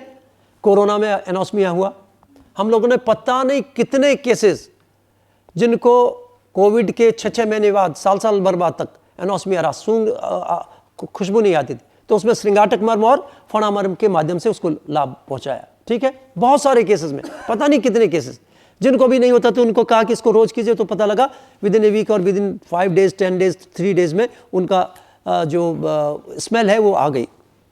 तो ये स्मेल किस किस चीज़ में कम होती है, तो उसका इंडिकेशन बता दिया हमने किस किस चीज़ में कम होती है। सबसे पहले सेप्टल, जो nasal septal deviation, nasal polyp हो गया, राइनाइटिस हो गया, साइनोसाइटिस हो गया, इन सभी में यदि हम ये फणामर्म और श्रृंगाटक मर्म को करते हैं तो फायदा होता है। तो in each and every disease of the nose can be treated by the stimulation of the Phanamarma and the Shringataka marma. ENT की फॉर्मूला बता दिया हमने, क्या करना है? फणामर्म मेन मर्म है। अब एक मर्म होता है जो कान के पीछे होता है, उसको क्या कहते हैं? विधुर मर्म। और विधुर मर्म पर आघात होने से व्यक्ति में बहरापन, अब उसमें क्या करना? कान के पीछे जहां पर मैकइवन्स ट्रायंगल होता है, ऐसे यदि हम कान के पीछे डालेंगे अंगूठा और उंगली, junction of the pinna and the bone, ये प्रोमिनेंस दिखाई दे रही है, टेम्पोरल, ठीक है, ये टेम्पोरल बोन का प्रोमिनेंट पार्ट है। इसको यदि आप ऐसे करेंगे, जहां पे हमारी ईयर केनाल होती है उसके पीछे बैक में, यहां पर यदि हम इसको दबाते हैं, तो कैसे दबाते हैं? अंगूठे से दबाते हैं, बंद करते हैं। तो बंद करते समय क्या होना चाहिए? ट्रैगस एंड एपिट्रैगस साथ आ जाते हैं, and just you can not hear the air conduction, block करना होता है। इसमें हमें क्या करना पड़ता है? Just we have to block the air conduction.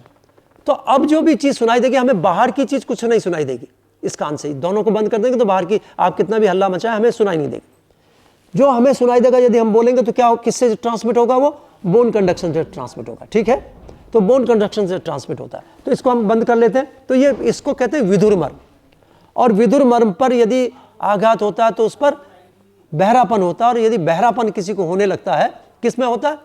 Tinnitus होती है, बहरापन होता है।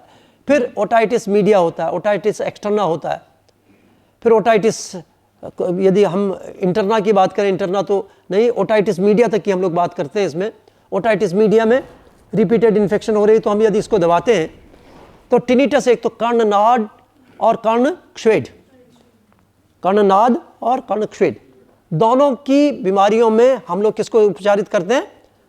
विदुर मर्म को, और ये काफ़ी ठीक होता है, और उसके साथ श्रृंगाटक मर्म को करते हैं। ठीक है, तो कान की क्षमता बनी रहे इसके लिए हमें क्या करना? दोनों हाथों से इसको उठाएंगे, दबाएंगे, छोड़ेंगे, दबाएंगे, छोड़ेंगे, दबाएंगे। सिस्टम क्या होगा? 0.8 सेकंड का स्टिमुलस 15 से 18 बार, दिन भर में 3 बार। तो ये प्रोसेस है। कोई भी मर्म कितनी देर दबाना है? 0.8 सेकंड का एक स्टिमुलस, 15 से 18 stimulus in 1 sitting and 3 sittings in a day. एक दिन में कितनी सिटिंग देनी है? सुबह, दोपहर, शाम 3 बार करना है, 3 टाइम्स। क्योंकि what ever happening in the body after the stimulation of the Marma point, तो जो उससे न्यूरो ह्यूमर्स या जो चीज़ें हमारे बॉडी में बन रही हैं वो क्या होती है? धीमे धीमे धीमे धीमे उसका कंसंट्रेशन कम होने लगता है। ठीक है, जैसे जैसे कंसंट्रेशन कम होता है जो न्यूरो ह्यूमर्स का, हम उससे पहले उसको एक बार फिर स्टिमुलेट करके उसको मेंटेन कर देते हैं। तो ये इसीलिए काम करती है कि हम इसको त्रिकाल संध्या के साथ 3 टाइम्स इन ए डे करते हैं, और उस पूरे प्रोसेस को जब तक वो ठीक नहीं होता तब तक हम उसको कंटिन्यू करते हैं। तो ये किसका होगा? ENT डिसऑर्डर्स के लिए हमें क्या फॉर्मूला मिल गया? इन ईच एंड एवरी, बहुत सारे केसेस मिलेंगे आपको, आप जहां कुछ नहीं कर सकते, इन मर्मों को स्टिमुलेट करना शुरू कर दीजिए, तो देखिए उसके परिणाम आश्चर्यजनक होते हैं। श्रृंगाटक मर्म इसके साथ, हर किसी के साथ कॉम्बिनेशन है श्रृंगाटक का। श्रृंगाटक का ये है, देखिए दोनों उंगलियों से, देखिए श्रृंगाटक ऊपर नहीं होता स्किन में, it is deep seated in the brain, but the stimulation to this dermatome, इस डर्मोटोम को हम क्या करते हैं? अंगूठे और उंगली से अंदर नहीं जाना है गहरा, जहां पर लैक्रिमल पंक्टा है वहां नहीं दबाना है। ठीक है, लैक्रिमल पंक्टा दिखता है ना, या अंदर डीपर पार्ट में, तो क्या करना? हड्डी को दबाना है, junction of the nasal and the frontal bone, जो उसका जोड़ है उस पर हमें स्टिमुलस देना, दबाना है, छोड़ना है, दबाना है, छोड़ना है, दबाना है, छोड़ना, 15 से 18 बार। इनिशियली जब दबाएंगे तो क्या है? Initially it is painful, but यदि लगातार करते हैं तो ये पेनफुल नहीं होता। तो दबाएंगे, छोड़ेंगे, दबाएंगे, छोड़ेंगे, दबाएंगे, छोड़ेंगे। तो ये कॉम्बिनेशन क्या हुआ? फणा मर्म के साथ क्या हुआ? हमने उसमें नेजल डिसऑर्डर्स में क्या किया? फणा मर्म और श्रृंगाटक मर्म। कान के मर्मों में हमने क्या किया? विदुर मर्म और श्रृंगाटक मर्म। अब आंख की बीमारियों में महर्षि सुश्रुत कहते हैं कि यदि अपांग और आवर्त मर्म पर आघात होता है तो आंध्य होता है। आंध्य का मतलब अंधापन। तो हम लोग कहते हैं diminishing of the vision and the blindness both, blindness और लॉस ऑफ विजन को दोनों को लेते हैं। उसमें हम लोग क्या करते हैं? अपांग और आवर्त, ये दोनों उंगलियां, देखिए ये क्या है? ये पाना है आपका। पाना समझते हैं? इंस्ट्रूमेंट होता है ना पाना, जिससे हम लोग इसको पाना कहते हैं ना, तो ये हमारा पाना है। कान को खोलने के लिए, विदुर मर्म को खोलने के लिए ये, हमारे जो अपांग आवर्त है उसको खोलने के लिए ये जो हमारा फणा मर्म है उसको खोलने के लिए, श्रृंगाटक के लिए। ठीक है, तो ये आपको अलग अलग लॉक एंड की टेक्निक है। लॉक एंड की टेक्निक का मतलब हर ताले की अलग चाबी, हर ताले की क्या है? अलग चाबी। तो अंगूठे से हम क्या खोल रहे हैं? विदुर मर्म को खोल रहे हैं। फिर अपांग, ये दोनों फिंगर से हम क्या कर रहे हैं? यहाँ अपांग और आवर्त को खोल रहे हैं। ये जो हमारा स्तपनी है, स्तपनी को आप इससे भी कर सकते हैं, इससे भी कर सकते हैं, प्रेशर दे सकते हैं। तिलक कैसे लगाते हैं हम लोग? ऐसे करते हैं। तो जिससे भी आप प्रेशर कर सकते हैं उसको आप स्तपनी को कर सकते हैं। लेकिन श्रृंगाटक मर्म को जब हम करते हैं तो क्या करते हैं? With the help of the thumb and the index finger हम इसको दबाते हैं, छोड़ते हैं, दबाते हैं, छोड़ते हैं। और सिस्टम क्या है? 0.8 सेकंड का एक स्टिमुलस, 15 से 18 स्टिमुलस, और दिन भर में 3 बार। तो इस ढंग का ये पूरा प्रोटोकॉल होता है। तो हमने आपको क्या बता दिया? अधिपति से शुरू करेंगे, फिर उसके बाद डिजीज वाइज, कान की तकलीफ है तो उसमें विदुर मर्म और श्रृंगाटक मर्म। आंख की बीमारियां तो उसमें क्या करना काम? ये हमारा अपांग और आवर्त, अपांग आवर्त और श्रृंगाटक। नाक की बीमारियां तो क्या? फणा और श्रृंगाटक। तो रोज आपसे जब भी आप कुछ करें, आपके पास कोई भी बीमार आता है, उसमें मर्म का सपोर्ट जरूर कर लीजिए। ठीक है, तो आप उसके परिणाम देख लेंगे, आपको परिणाम पता चल जाएंगे कि कितनी जल्दी इसके परिणाम मिलते हैं। और जब भी कोई मर्म करना है तो क्या करना? लिटा के करना। कभी भी मर्म कोई जो है नए आदमी को बैठा के मर्म नहीं करना है, क्योंकि क्या होता है कभी कभी वासोवागल शौक में चला जाता है, और शौक में जाते ही आपको फिर पसीने दिला देगा। ठीक है, मर्म पर हुए आघात की चिकित्सा सिर्फ और सिर्फ मर्म से होती है। क्या है? यदि कोई मर्म आघातित हो जाए, चोट लग जाए किसी मर्म पे, और उसको यदि आपको बचाना है तो क्या करना है? आपको उसके मर्म की चिकित्सा करनी है। और एक मर्म की चिकित्सा का एक विधान महर्षि सुश्रुत ने और लिखा है। उन्होंने लिखा यदि किसी व्यक्ति के तल हृदय मर्म पर विद्ध हो जाए उसके आप प्राण नहीं बचा सकते, किसी भी हालत में नहीं बचा सकते, ठीक है। यदि उसको बचाना है तो क्या करना, आपको मणिबंध से उसको एम्पुटेट कर देना, ठीक है। तो उन्होंने लिखा है कि amputation is necessary in case of this injury to the Hasta Tala हृदय। तो उसका भी उपाय होना। तो मर्म की चिकित्सा कैसे की गई है, मर्म से। तो जिस मर्म पर यदि चोट लगती है, वैकल्पिक है चोट लगती है, तो उस मर्म को सीधे स्टिमुलेट ना करके क्या करना, उसके आसपास के मर्मों को स्टिमुलेट करना। तो इसी ढंग से हम लोग क्या करते हैं, जब भी कोई मर्म चोट लगती है और आप गलती से दबाते हैं तो उसमें कोई इंजरी हो गई, तो उसमें क्या करना, उसको छूना नहीं है, उसके आसपास के मर्मों को यदि हम स्टिमुलेट करते हैं तो फायदा होता है। जैसे क्या होता है कि कभी जब भी आपके पास कोई मर्म का पेशेंट आएगा, आपने उसको गुल्फ मर्म किया या इसको क्षिप्र मर्म किया, तो उसको पेनफुल हो जाएगा। पेनफुल होगा तो क्या होगा, आप तुरंत बहुत दर्द होगा तो उसके आप इंद्रवस्त्र को दबा दीजिए या इसको दबा दीजिए, तुरंत ठीक हो जाएगा। तो वो सोचेगा कि भाई इतनी तेज दर्द को कितनी जल्दी से आपने ठीक कर दिया। तो इसका मतलब क्या, मर्म के वेदना का उपचार भी मर्म के स्टिमुलेशन से ठीक हो गया। जो रसनेंद्रिय के पॉइंट्स होते हैं वो कहाँ होते हैं, कंठ में होते हैं, गले में होते हैं। तो गले के लिए हम लोग दो तरह की एक्सरसाइज करते हैं। सीधे आप दबा नहीं सकते, तो गले को क्या करना है, गहरी सांस लेंगे, टंग को प्रोट्रूड करेंगे, आवाज नहीं निकालनी, सिंहासन नहीं करना, गहरी सांस लेंगे, जोर से दबाएंगे कि जिससे कि आपका कृकाटिका तक हिले, ठीक है। एक तो एक्सरसाइज है कि हमने 3.2 सेकंड में सांस लिया। कितनी देर में लेते हैं सांस, यदि हम 15 सांस से कैलकुलेट कर रहे हैं पर मिनट, तो 4 सेकंड में एक सांस आती है, ठीक है। और यदि हम 18 से कर रहे हैं तो क्या है, 3.2 सेकंड में आती है, ठीक है। अब हमने क्या किया कि भाई ये सांस हम ली और सांस को छोड़ा, तो 4 में से 2 मिनट 2 सेकंड लेने का, 2 सेकंड छोड़ने का, डिवाइड कर दिया इंस्पिरेशन और एक्सपिरेशन में। अब हम दूसरी एक्सरसाइज क्या कर रहे हैं, गहरी सांस लेंगे, प्रोट्रूड करेंगे, फिर नाक से छोड़ देंगे। तो 1.6 सेकंड में हमने सांस लिया, 0.8 सेकंड में माउथ कैविटी को ब्लो किया और 0.8 सेकंड में क्या किया, नाक से सांस को छोड़ दिया। तो इससे क्या किया, just we are creating the negative pressure and the positive pressure in the neck region. ये दवा है क्या, पॉजिटिव प्रेशर, ये किया तो नेगेटिव प्रेशर, ठीक है। तो इनसे चाहे वो कैरोटिड बॉडीज हो, चाहे यहाँ की जो भी मर्म के नीला मन्या, जो हमारी क्या कहते हैं मातृका मर्म है, वो स्टिमुलेट होते हैं, ठीक है। तो इसके लिए क्या करना है, 2 एक्सरसाइज ये करनी है, साथ में ये जो हमारा श्रृंगाटक मर्म है इसको करना है। तो इससे क्या हो गया, टेस्ट से संबंधित ये बातें होती हैं। और इसके साथ आप क्या कंबाइन कर सकते हैं, फणा मर्म को और कंबाइन कर सकते हैं। तो जो टेस्ट एंड द स्मेल, देखिए टेस्ट तब तक नहीं आएगा जब तक आपका स्मेल का सेंसेशन ठीक ना हो, स्मेल सेंस ठीक ना हो। तो दोनों चीज़ों को कंबाइन करके आप इसको ठीक कर सकते हो। तो ये साइकोलॉजिकल डिसऑर्डर्स के लिए क्या किया, जो भी हमारे श्रृंगाटक मर्म है, वो जो हमारे सीमंत मर्म है, उनको स्टिमुलेट करना।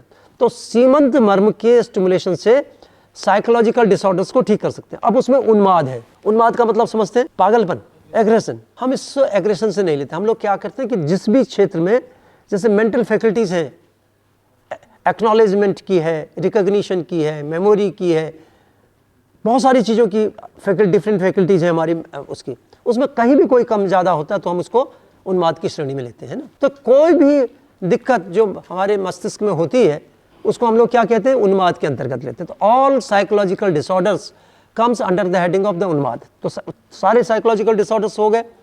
इसके बाद दूसरा होता है चित्तनाश। चित्तनाश का मतलब समझते हैं, ये अंतःकरण है, मन, इंद्रिय, मन, बुद्धि, चित्त और अहंकार। चित्त एक तरह से रिफ्लेक्टर है, मन में या कहीं कुछ हो रहा तो उसको रिफ्लेक्ट करने वाली चीज क्या, चित्त है। तो चित्त की वृत्ति का निरोध कहा है योग में। योग में क्या कहा है, मनोवृत्ति का निरोध कहा है, नहीं कहा। तो चित्त की वृत्ति का योग चित्त वृत्ति निरोध। तो चित्त का नाश का मतलब कहीं मन क्या, कहीं कुछ लगेगा ही नहीं आपका, कभी कुछ बेचैनी सी घबराहट सी होती है तो उसको चित्तनाश कहते हैं ना। किसी भी चीज में इन्वॉल्वमेंट नहीं हो सकता।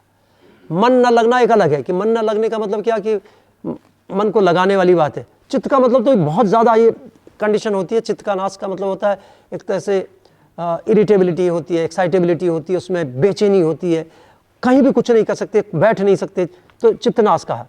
और चौथा का है भय, फोबिया। तो फोबिया क्या, कई तरह का हो सकता है। क्लॉस्ट्रोफोबिया हो गया, किसी को ऊंचाई से होता है, किसी को बंद कमरे में होता है। तो इस सभी भय को कम करने का काम कौन सा करता है, ये हमारा सीमंत मर्म करता है।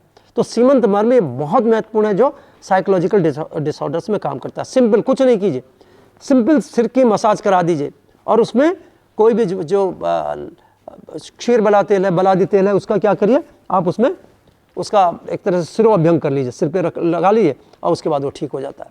तो ये सामान्य चीज़ है जिसको आप बड़ी आसानी से रोगियों को ठीक कर सकते हैं। तो सिरोधारा है, सिरोवस्ती है, सिरो अभ्यंग है, मालिश, उसके सिर की मालिश है, इन सब चीज़ों को करने से फ़ायदा होता है। तो ये साइकोलॉजिकल डिसऑर्डर्स के लिए ये सारी चीज़ें। अब साइकोलॉजिकल डिसऑर्डर्स के लिए एक मर्मबिंदु और होता है जिसको हम कहते हैं मणिबंध। मणिबंधन का मतलब क्या है? अपने मस्तिष्क की हाइपर एक्टिविटी को, हाइपर इरिटेबिलिटी को, हाइपर एक्साइटेबिलिटी को कंट्रोल करना। जितने भी चीज़ें हैं उसमें हम सीमंत मर्म के साथ क्या करते हैं, इसको होल्ड कीजिए। क्या करना है? Hold the wrist with the help of middle finger and the thumb. तो ये क्या है? ये इसका परिमाप है, ठीक है। परिमाप का क्या मतलब? कितना मेजरमेंट है?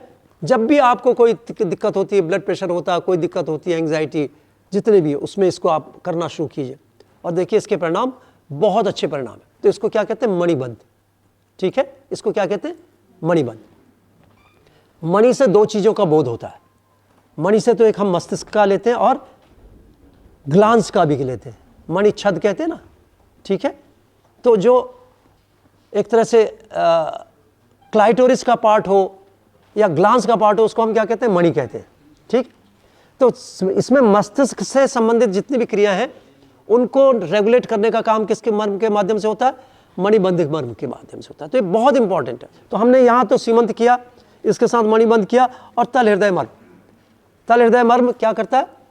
एक जो महत्वपूर्ण मर्म स्थान है, जो हाथ के मर्मों की हम लोग चर्चा कर रहे हैं, क्योंकि हाथ के आज बता देंगे, कल पैर के फ्रंट के और बैक के बता देंगे आपको मोटे मोटे।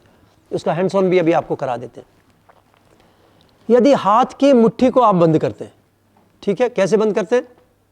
मुट्ठी बंद, फर्स्ट फैलिंग्स, सेकंड फैलिंग्स ऐसे मोड़िए, ऐसे नहीं, ऐसे भी नहीं करना, ऐसे भी आसानी से मोड़ लीजिए। मुट्ठी है, ये मुट्ठी जहां बंद कर रहे हैं, मुट्ठी बंद कीजिए, ठीक है। अब ये एक टेक्निक तो ये है। अब कोई ऐसे कर रहा है, कोई ऐसे कर रहा है, तो इसमें वेरिएशन हो सकते हैं। तो हम लोगों ने क्या किया?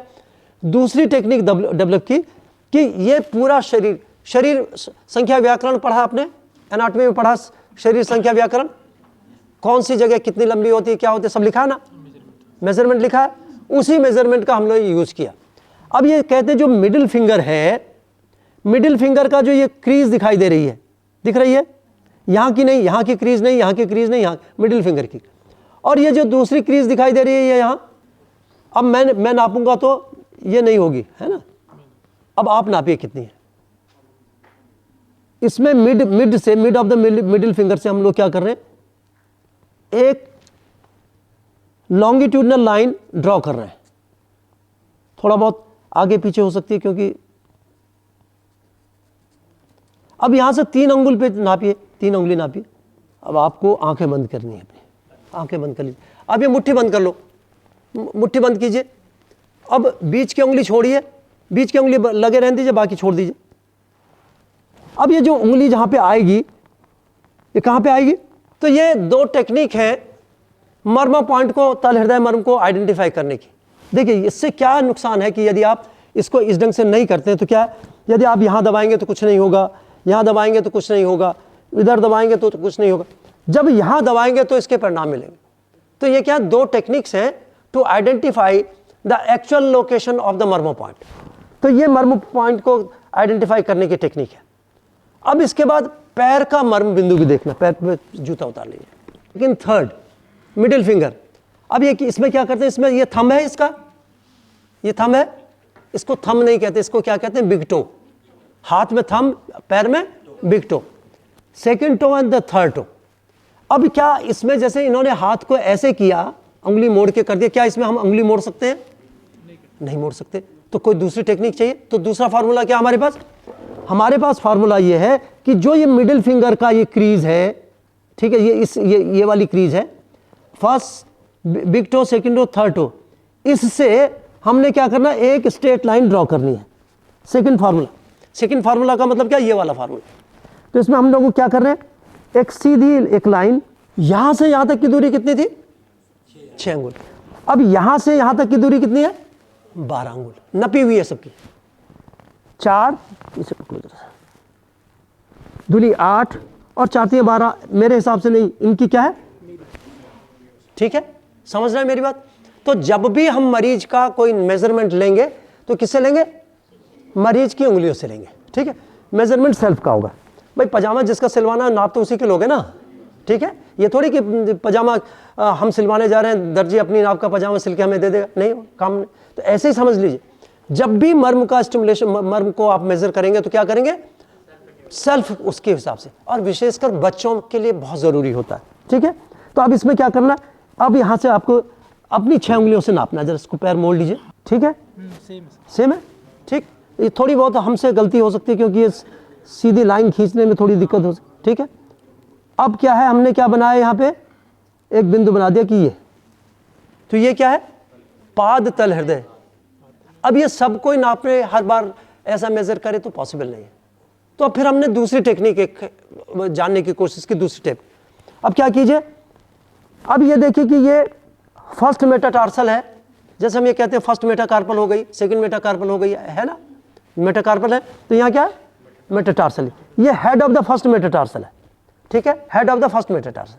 अब इसमें देखिए ये 5th मेटाटार्सल है। यहाँ हस्त तल हृदय और पाद तल हृदय, ये दोनों मर्म काम करते हैं the diseases of the heart and the brain. तो हार्ट का काम क्या है? वो ब्लड रिसीव करता है, थोड़ी देर के लिए रुकता है, फिर उसके बाद उसको डिस्ट्रीब्यूट। अब हम हाथ से क्या करते हैं? हाथ में कोई चीज़ लेते हैं, पकड़ते हैं, छोड़ देते हैं। पैर में क्या करते हैं? हम चल रहे हैं तो हमने क्या किया? कुछ चीज़ ली, जमीन ली, थोड़ी देर के लिए रुके, फिर उसके बाद छोड़ दिया। तो ये हाथ और पैर के तल हृदय। अब ये तल हृदय है, क्यों तल हृदय कहलाते हैं? हृदय क्यों? काश्यप संहिता में महर्षि काश्यप ने लिखा है कि मनुष्य के शरीर में 5 हृदय होते हैं, 4 शाखा हृदय और एक जो है उरस हृदय, ठीक है? कितने हृदय होते हैं? 5। तो ये क्या रिमोट सेंसिंग टेक्निक है। रिमोट सेंसिंग टेक्निक का मतलब क्या? हम किसी दूसरे मर्म बिंदु के दूसरे स्थान पर स्थित किसी मर्म बिंदु के माध्यम से हम क्या कर सकते हैं? किसी भी अंग के कार्य क्षमता को प्रभावित कर सकते हैं, ठीक है? तो ये तल हृदय मर्म के माध्यम से हम क्या करने जा रहे हैं? Just we are going to regulate और stimulate the function of the brain and the heart, ठीक है? तो किस किस बीमारियों में हम इसका इस्तेमाल करते हैं, ये महत्वपूर्ण है। कौन कौन सी बीमारियां महत्वपूर्ण? कोरोनरी आर्टरी डिजीज सबसे पहले। क्या है? Coronary artery disease, cardiac dysfunction, ठीक है? Hypertension, hypotension, angina pectoris. कोई भी हार्ट की कोई भी बीमारी होती है जिसमें हम तुरंत हम लोगों को कोई परिणाम लेने होते हैं तो उसके लिए हम लोग तल हृदय मर्म का उपयोग करते हैं। And any condition, grave condition of the patient which affects the heart और द लंग्स, उन सभी में क्या करते हैं हम लोग? तल हृदय मर्म का इस्तेमाल करते हैं, ठीक है? कहते हैं कि यदि किसी का ब्लड प्रेशर बढ़ा हुआ है तो हमें चंद्रसौर वाले को बाएं हाथ से करना है, ठीक है? यदि हमें ब्लड प्रेशर बढ़ाना है तो दाएं हाथ से उसको करना है, कम करना है तो दोनों में करना है, दोनों में करना है इमीडिएट। देखिए हार्ट, ये इससे आप ना तो ब्लड प्रेशर घटा रहे हो ना बढ़ा रहे हो, you are going to achieve the normalcy each and every case of the cerebral palsy. देखिए सेरेब्रल पाल्सी क्या है? एक ऐसी बीमारी है जिसमें लगभग 3 से 5% बच्चे जब पैदा होते हैं 100 बच्चों में, तो उनके दिमाग में या ना तो खून पहुंचता ना ऑक्सीजन पहुंचती किसी वजह से। तो सेरेब्रल पाल्सी जैसे बीमारियों में या करोड़ों लोग बेड रिडन है अभी तक, है ना? बहुत सारी चीज़ें वो स्वतः मर्म चिकित्सा के माध्यम से ठीक होते हैं। अब ये जो वज्रासन है, सामान्य रूप से हम लोग क्या करते हैं? एड़ियों को ऐसे करते हैं। अब ये जहाँ पर बैठ रहे हैं, यहाँ पर एक मर्म है जिसको हम कहते हैं कटिक तरुण। अब करना क्या है? इस घुटने को मोड़ना है और इसको यहाँ टच कराना है। तो हमें क्या पता चल गया? ये कटिक तरुण मर्म की लोकेशन पता चल गया। अब जो व्यक्ति इसको नहीं कर सकते उसके लिए हमें क्या करना है? इस मर्म को दबा देना है। तो परिणाम क्या मिलेगा हमें? कमर की सारी बीमारियों को ठीक करने का कारण क्या है? ये कटिक तरुण मर्म है, इसके माध्यम से आप इसको ठीक कर सकते हैं, ठीक है? अब ऐसा भी नहीं कर सकते तो क्या करना? और लेट जाइए, मुट्ठी बंद करके लेट जाइए, बिल्कुल सीधे सीधे सीधे सीधे सीधे, हाँ सीधे, इस हाथों को सीधे रखें। अब इसको क्या करना है? हिप्स को ऊपर उठाइए, हिप्स को ऊपर उठाइए, इसको ऐसे रखना, ऐसे मुट्ठी ऐसे रखनी है खड़ी। अब इसको मिड लाइन से 4 अंगुल की दूरी पर रखना है। देखो ये एनाटमी, दोनों को उठाइए आराम से, नीचे रखो। अब जो व्यक्ति वज्रासन में उसको स्टिमुलेशन नहीं दे सकता तो क्या करना है? इसको पैर को नीचे उठाइए, रखिए, फिर उठाइए, फिर नीचे 0.8 सेकंड में उठाइए, 0.8 सेकंड में। तो ये क्या हो गया? कटिक तरुण मर्म का स्टिमुलेशन हो गया, ठीक है? इससे क्या हो गया? आपकी कमर बिल्कुल ठीक होगी। इसको करके देखना, जिनको कमर में तकलीफ है उनके लिए बेस्ट है, ठीक है, और कोई आसन ऐसा नहीं। अब दूसरी चीज क्या होती है, गर्दन हिलती है, तो किसके लिए, किसकी वजह से हिलती है, कृकाटिका मर्म। अब क्या करना, हाथों को ऐसे मोड़ लीजिए, हाथों को क्या करना, ऐसे रखना और इस जोड़ पे रख लो ऐसे। तो ये thenar eminence both the sides. अब इसके नीचे क्या करना है, बिल्कुल टाइट करके ये जो थिनर इमिनेंस है इसको यहां पे रखना है ना। इसके नीचे आपने तकिया रख लिया, सिर के नीचे रख लिया, 5 मिनट 10 मिनट इस पे लेटना है। तो क्या हो गया, आपके कृकाटिका मर्म पे स्टिमुलेशन हो गया, ठीक है। मेमोरी को साफ करना है तो उल्टा लेट के इसको क्या करते हैं, मकरासन। जैसे शवासन करते हैं आराम के लिए, ऐसे मकरासन करते हैं, ठीक है। मगरमच्छ कैसे लेटता है, ऐसे ही तो लेटता है। अब हम लोगों ने इसमें मॉडिफिकेशन किया, क्या करना, एक इसको क्या कहते हैं, मणिबंध। मणिबंध के ऊपर मणिबंध रखिए और इसके ऊपर स्थपनी रखिए। अब इस पर अपना स्थपनी रख लो। किस पे पड़ रहा है, स्थपनी पे। आपने कभी देखा होगा कि जब हम बसों में ट्रेवल करते हैं तो क्या करते हैं, ऐसे ऐसे ऐसे रख के, ऐसे ना आगे की सीट पे रखते हैं ना, तो कहाँ पे जोर पड़ता है, स्थपनी मर्म। तो स्थपनी मर्म पे करने से क्या हो गया, हमारी मेमोरी ठीक हो गई, जो साइकोलॉजिकल डिसऑर्डर। कृकाटिका मर्म, स्थपनी मर्म और कटिक तरुण मर्म, ठीक है। तो तीनों मर्मों के माध्यम से आप उसके इन चीजों को ठीक कर सकते हैं। तो 3 मर्म की चर्चा हमने की। तो ये हाथ के मर्मों में जो हमने ये मणिबंध बताया, इसका संबंध किससे है, हमारे ब्रेन से है, साइकोलॉजिकल डिसऑर्डर से है, ठीक है। तो इसका कॉम्बिनेशन क्या हो गया, हमने बताया ऑल साइकोलॉजिकल डिसऑर्डर्स। सीमंत मर्म, ये क्या, सीमंत मर्म क्या है, मेन मर्म है, उसके साथ दूसरा मर्म क्या है, मणिबंध है, और तीसरा मर्म क्या है, तल हृदय मर्म है। तो ये पूरी साइकोलॉजिकल डिसऑर्डर्स का ट्रीटमेंट क्या है, 3 मर्मों के माध्यम से हो गया, ठीक है। तो जब भी कोई मरीज आता है, आप जो भी कर रहे हो करते रहो, लेकिन इसके साथ ये 3 चीजों की, और आप इसके साथ वो कर दो, 3 चीजों को और इसमें ऐड कर दीजिए, तो आप उसके परिणाम देख लेंगे कि कितने अच्छे ढंग से इसके परिणाम, कितने बढ़िया परिणाम उसको मिलने लगते हैं, ठीक है।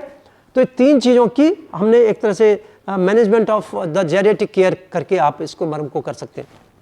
अब एक मर्म स्थान होता है जिसको हम कहते हैं क्षिप्र मर्म। क्या करना है, इसको 90 डिग्री पे रखना है, इसको 90 डिग्री पे रखना, ठीक है। अब ये दूसरे हाथ का अंगूठा ले लीजिए और इस हाथ के अंगूठे को क्या करना है, इस वेब पे रखना है, स्किन के वेब पे, ठीक है। और इसको ट्रेवल करना ऐसे, ऐसे ट्रेवल कैसे कराएंगे, इसको ट्रेवल कराएंगे ऐसे पूरा, ऐसे नहीं करना ये कि बीच का लिगामेंट या इसको पकड़ने, इसको ऐसे ट्रेवल कराएंगे पूरा। यदि मेरा हाथ आप देख सके तो इसमें क्या है, इसको ऐसे करके पूरा ट्रेवल करेंगे। And then you can feel there is a space between the first and the second metacarpal. कितना स्पेस है, आपके अंगूठे के साइज का स्पेस है। अब उसको ऐसे दबा के, दबाना है छोड़ना है, दबाना है छोड़ना है, दबाना है छोड़ना है, ठीक है। तो इसको क्या कहते हैं, क्षिप्र मर्म। क्षिप्र का मतलब समझते हैं, इंस्टेंट। तो ये तल हृदय हो गया। कूर्च और कूर्च सिर यहां होते हैं, कूर्च और कूर्च सिर। सामान्य रूप से कूर्च और कूर्च सिर को हम लोग चिकित्सा में उपयोग नहीं करते, समझ रहे, क्यों नहीं करते, जो मर्म स्थान किसी भी दैनिक क्रिया में स्टिमुलेट होते हैं उनको विशेष रूप से स्टिमुलेट करने की आवश्यकता नहीं होती। आप ताली बजाते हुए ऐसे ऐसे उठ रहे हैं तो ये हमारे तल हृदय दब रहे हैं, ये कूर्च और कूर्च सिर दब रहे हैं। चलते समय हमारा कूर्च और कूर्च सिर ये दब रहा है, ठीक है। तो चिकित्सा में सामान्य उपयोगिता इसकी नहीं होती, उपयोग नहीं करते। लेकिन कहाँ इसकी सबसे ज्यादा उपयोगिता होती है, जैसे किसी को फ्रैक्चर है, फ्रैक्चर फीमर सेप्ट है या head of the fracture femur है, 3-4 महीने से वो बेड रिडन है, ठीक है। या किसी भी कंडीशन में लॉन्ग स्टैंडिंग केसेस में if the patient is bedridden, in those conditions you have to stimulate the कूर्च एंड कूर्च सिर of the upper extremity and the lower extremity, क्योंकि उसी से उसकी एनर्जी आती है। पैर के चलते रहते हैं, रोज चलते थे तो क्या ये रोज होते थे, अब 3-4 महीने से आप वो बेड रिडन है, तो ऐसी स्थिति में क्या करना, उसके कूर्च और कूर्च सिर दबाने हैं, ये इंडिकेशन है इसका, विशेष इंडिकेशन, ठीक है। तो उन मरीजों के लिए आप करेंगे तो आप देखेंगे कि भाई वो पहले से कहेगा कि अब तक 3 महीने से लेटा था, बिल्कुल कमजोरी होती थी, उठने की हिम्मत नहीं होती थी, अब लगता है कि मैं चल सकता हूँ या उठ सकता हूँ, ठीक है। तो ये बहुत इंपॉर्टेंट है, ये 2-3-4 दिन कराने के बाद ही आपको मरीज का फीडबैक मिलेगा कि ये बहुत इंपॉर्टेंट है। तो इसको हमने क्या कहा, कूर्च और कूर्च सिर। ये तल हृदय हो गया, कूर्च ये हमारा क्षिप्र हो गया, कुर्सिर हो गया, ये मणिबंध हो गया। तो मणिबंध को भी हमने क्या करना होता है, क्लॉकवाइज और एंटी क्लॉकवाइज इसको घुमाना है, ठीक है। और जब दूसरे के लिए करना है तो क्या करना है, रिस्ट को होल्ड करेंगे, एक अंगूठे के ऊपर दूसरा अंगूठा रखेंगे और ऐसे प्रेस करेंगे। तो महर्षि सुश्रुत ने लिखा कि यदि इंद्रवस्ती पर यहाँ चोट लगेगी तो आदमी का खून बनना बंद हो जाएगा। तो जब हम लोगों ने इसको किडनी से कोरिलेट किया तो किडनी में एक इरिथ्रोपोइटिन होता है। क्या होता है? Erythropoietin, which is responsible for the erythropoiesis, ठीक है, इरिथ्रोपोइसिस के लिए रिस्पॉन्सिबल होता है। तो इसका मतलब सीधा संबंध हमको इस इंद्रवस्ती का किससे मिल गया? किडनी से मिल गया। और महर्षि सुश्रुत ने लिखा है कि मूत्र निर्माण कहाँ होता है? आंतों में होता है। कहाँ होता है? आंतों में होता है। क्या लिखा है? पाचक पित्त, समान वायु और मलधरा कला, ठीक, समझ रहे? तो मूत्र का निर्माण या कंस्टिट्यूएंट्स पार्ट्स जो हैं, जो यूरिया, क्रिएटिनिन, वो सारी की सारी चीजें बन कहाँ गई? वो मेटाबॉलिज्म के बाद बन गई।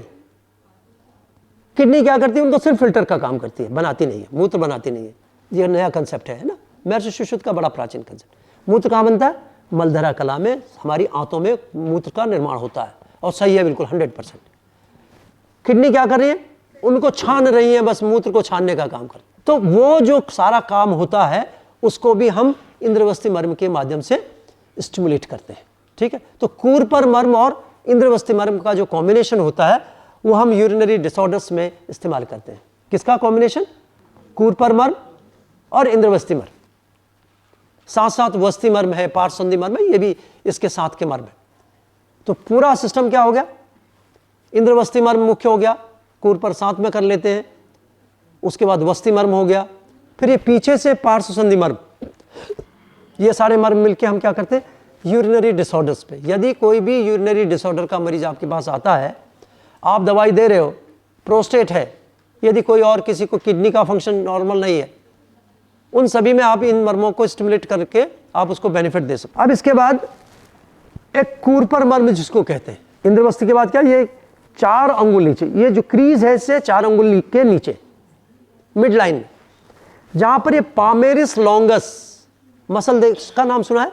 पामेरिस लॉन्गस, जहां पे इसका इंसर्शन शुरू होता है, कन्वर्जन होता है, लिगामेंट के रूप में बनने लगती।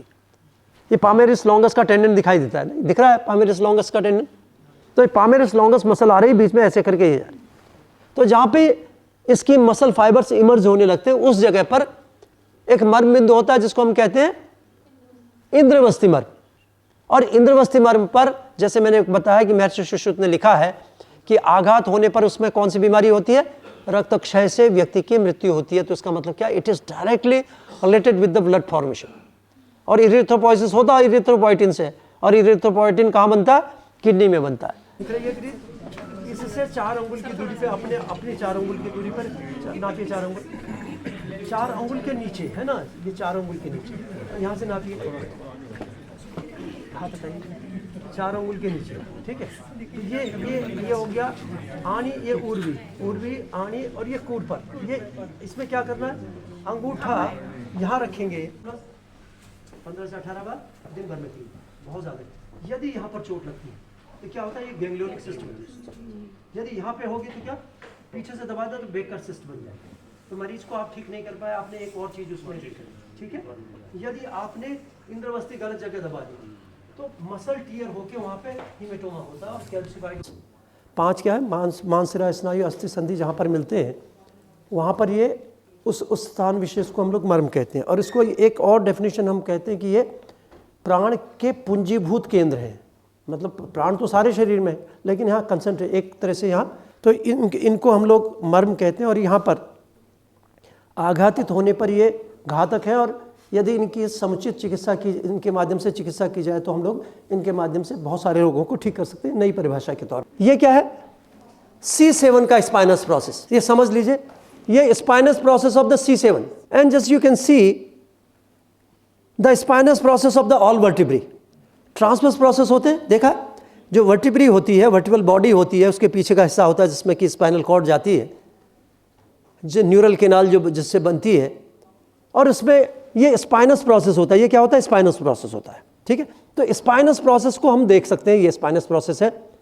अब हम जो मर्मो पॉइंट्स ऑफ द बैक की चर्चा करते हैं, तो इसमें क्या करना है, मर्म, पहला मर्म जो होता है जिसको कहते हैं अंश मर्म, ठीक है। अब इसको क्या करना है, ये कौन सा कितना डिग्री का एंगल है, 90 डिग्री। ये एंगल कितना है, 45 डिग्री। अब ये गर्दन को हमने ये मिलाया, यहाँ पे बीच की उंगली जहाँ पे जाएगी वहाँ पर एक पॉइंट है जिसको क्या कहते हैं, अंश। ये क्या है, स्कैपुला। स्कैपुला में ये प्रोमिनेंस क्या होता है, इसको कहते हैं स्पाइनस प्रोसेस।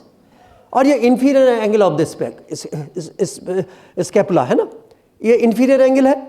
ये कौन सा, स्पाइनस प्रोसेस है।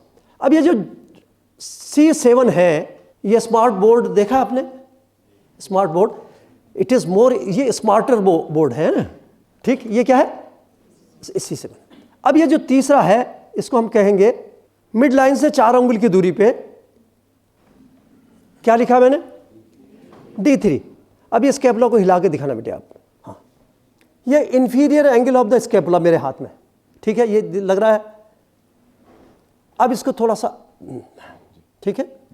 अब आप देखो यहाँ कहाँ पे रिब्स खत्म हो रही हैं आपकी, टच करके देखो आप, अंगूठे से अंगूठे से अंगूठे से। यहाँ पे क्या है, सैक्रोइलियक डिप्रेशन दिखाई दे रहे हैं ना। क्या, कहाँ पे आएगा ये पहला हाथ हमारा, D3 पे, अंश फलक पे, अंश मर्म से अंश फलक पे। अब इसके बाद ये देखिए, ये एक मर्म होता है जिसको हम कहते हैं स्तन मूल और स्तन रोहित। जो स्तन मूल है, यदि स्तन मूल से हम सीधे एक रॉड अंदर पेनिट्रेट करें, ऐसे कहाँ पे निकलना चाहिए, ये हमारा निकलना चाहिए बृहति मर्म पर। अब इसको क्या करना, हाथ से इसको ऐसे पीछे, हाथ को टच करने की कोशिश करो, बीच की उंगली कहाँ पे जाएगी। यदि हम ऐसे इसको टच करेंगे तो कहाँ जाएगा, ऐसे हाथ क्या, अंगूठा रखो उसमें, ऐसे रखो दोनों हाथों को, ऐसे 4 फिंगर आवे, यहां से 4 अंगुल की दूरी पे, यहां से 4। हाँ। अब क्या है, एंटीरियर सुपीरियर इलियक स्पाइन से एक हमने क्या किया, अम्बलाइकस से इसको एक लाइन ड्रॉ की, मीडियल 2/3 और लेटरल 1/3 के जंक्शन पे क्या होता है, मैकबर्नीस पॉइंट। कहाँ हाथ होगा, देखिए जब ये कब आएगा, हाथ को ठीक से रखो, वहीं हाथ नहीं सरकाओ, और ऑब्लिक रखो, पूरा हाथ को इस दोनों इसके बीच में भर लो। अंगूठा पार्श्वसंधि पे रखेंगे तो कहाँ जाएगा, ये मैकबर्नीस पॉइंट पे जाएगा। तो ये जो मर्म की एनाटमी है, it is more appropriate than the anatomy of the Gray's. तो ये जो मर्म है हमारे, ये कौन सा मर्म है, इसको हम कहते हैं अंश मर्म है यहाँ पर। तो इस मर्म से इस मर्म की दूरी 4 अंगुल और 4 अंगुल कितनी है। अब यहाँ से यहाँ तक की दूरी कितनी है, अब यहाँ से यहाँ तक की दूरी कितनी है, अब यहाँ से यहाँ तक की दूरी कितनी है, मिड लाइन से कितनी है, तो मर्मा पॉइंट ऑफ द बैक। तो इसको क्या करते हैं, देखिए इसको हमने कहा, अब आप समझ सकते हैं ये 4 अंगुल की दूरी कहाँ होती है, कॉस्टल मार्जिन से और इसमें। अब जब पार्श्व संधि मर्म, अब किडनी की पोजीशन समझ रहे कहाँ है, ये सुप्रा रीनल और किडनी की पोजीशंस कहाँ है, जस्ट बिहाइंड रिटोपेरिटोनियल होते हैं ना। तो किडनी की पोजीशन क्या है, ये पार्श्व संधि मर्म पर किडनी की स्टोन है, यहाँ किडनी है और उसके ऊपर क्या है, सुप्रा रीनल है।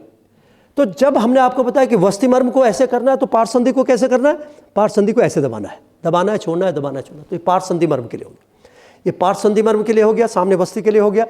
तो आप समझ सकते हैं कि हमारे मिड लाइन से C7 से हम लोग देखते हैं, यहाँ से गाइडलाइन मिलती है। फिर ये क्या है, ये जो हमारा स्पाइनस प्रोसेस है वो D3 पे, फिर D7 पे क्या है, ये इसको लिख लीजिए D7 एक बार और, D7 हो गया, फिर ये D12 और L1 पे हो गया, ये L5 और S1 पे हो गया, है ना, ठीक है।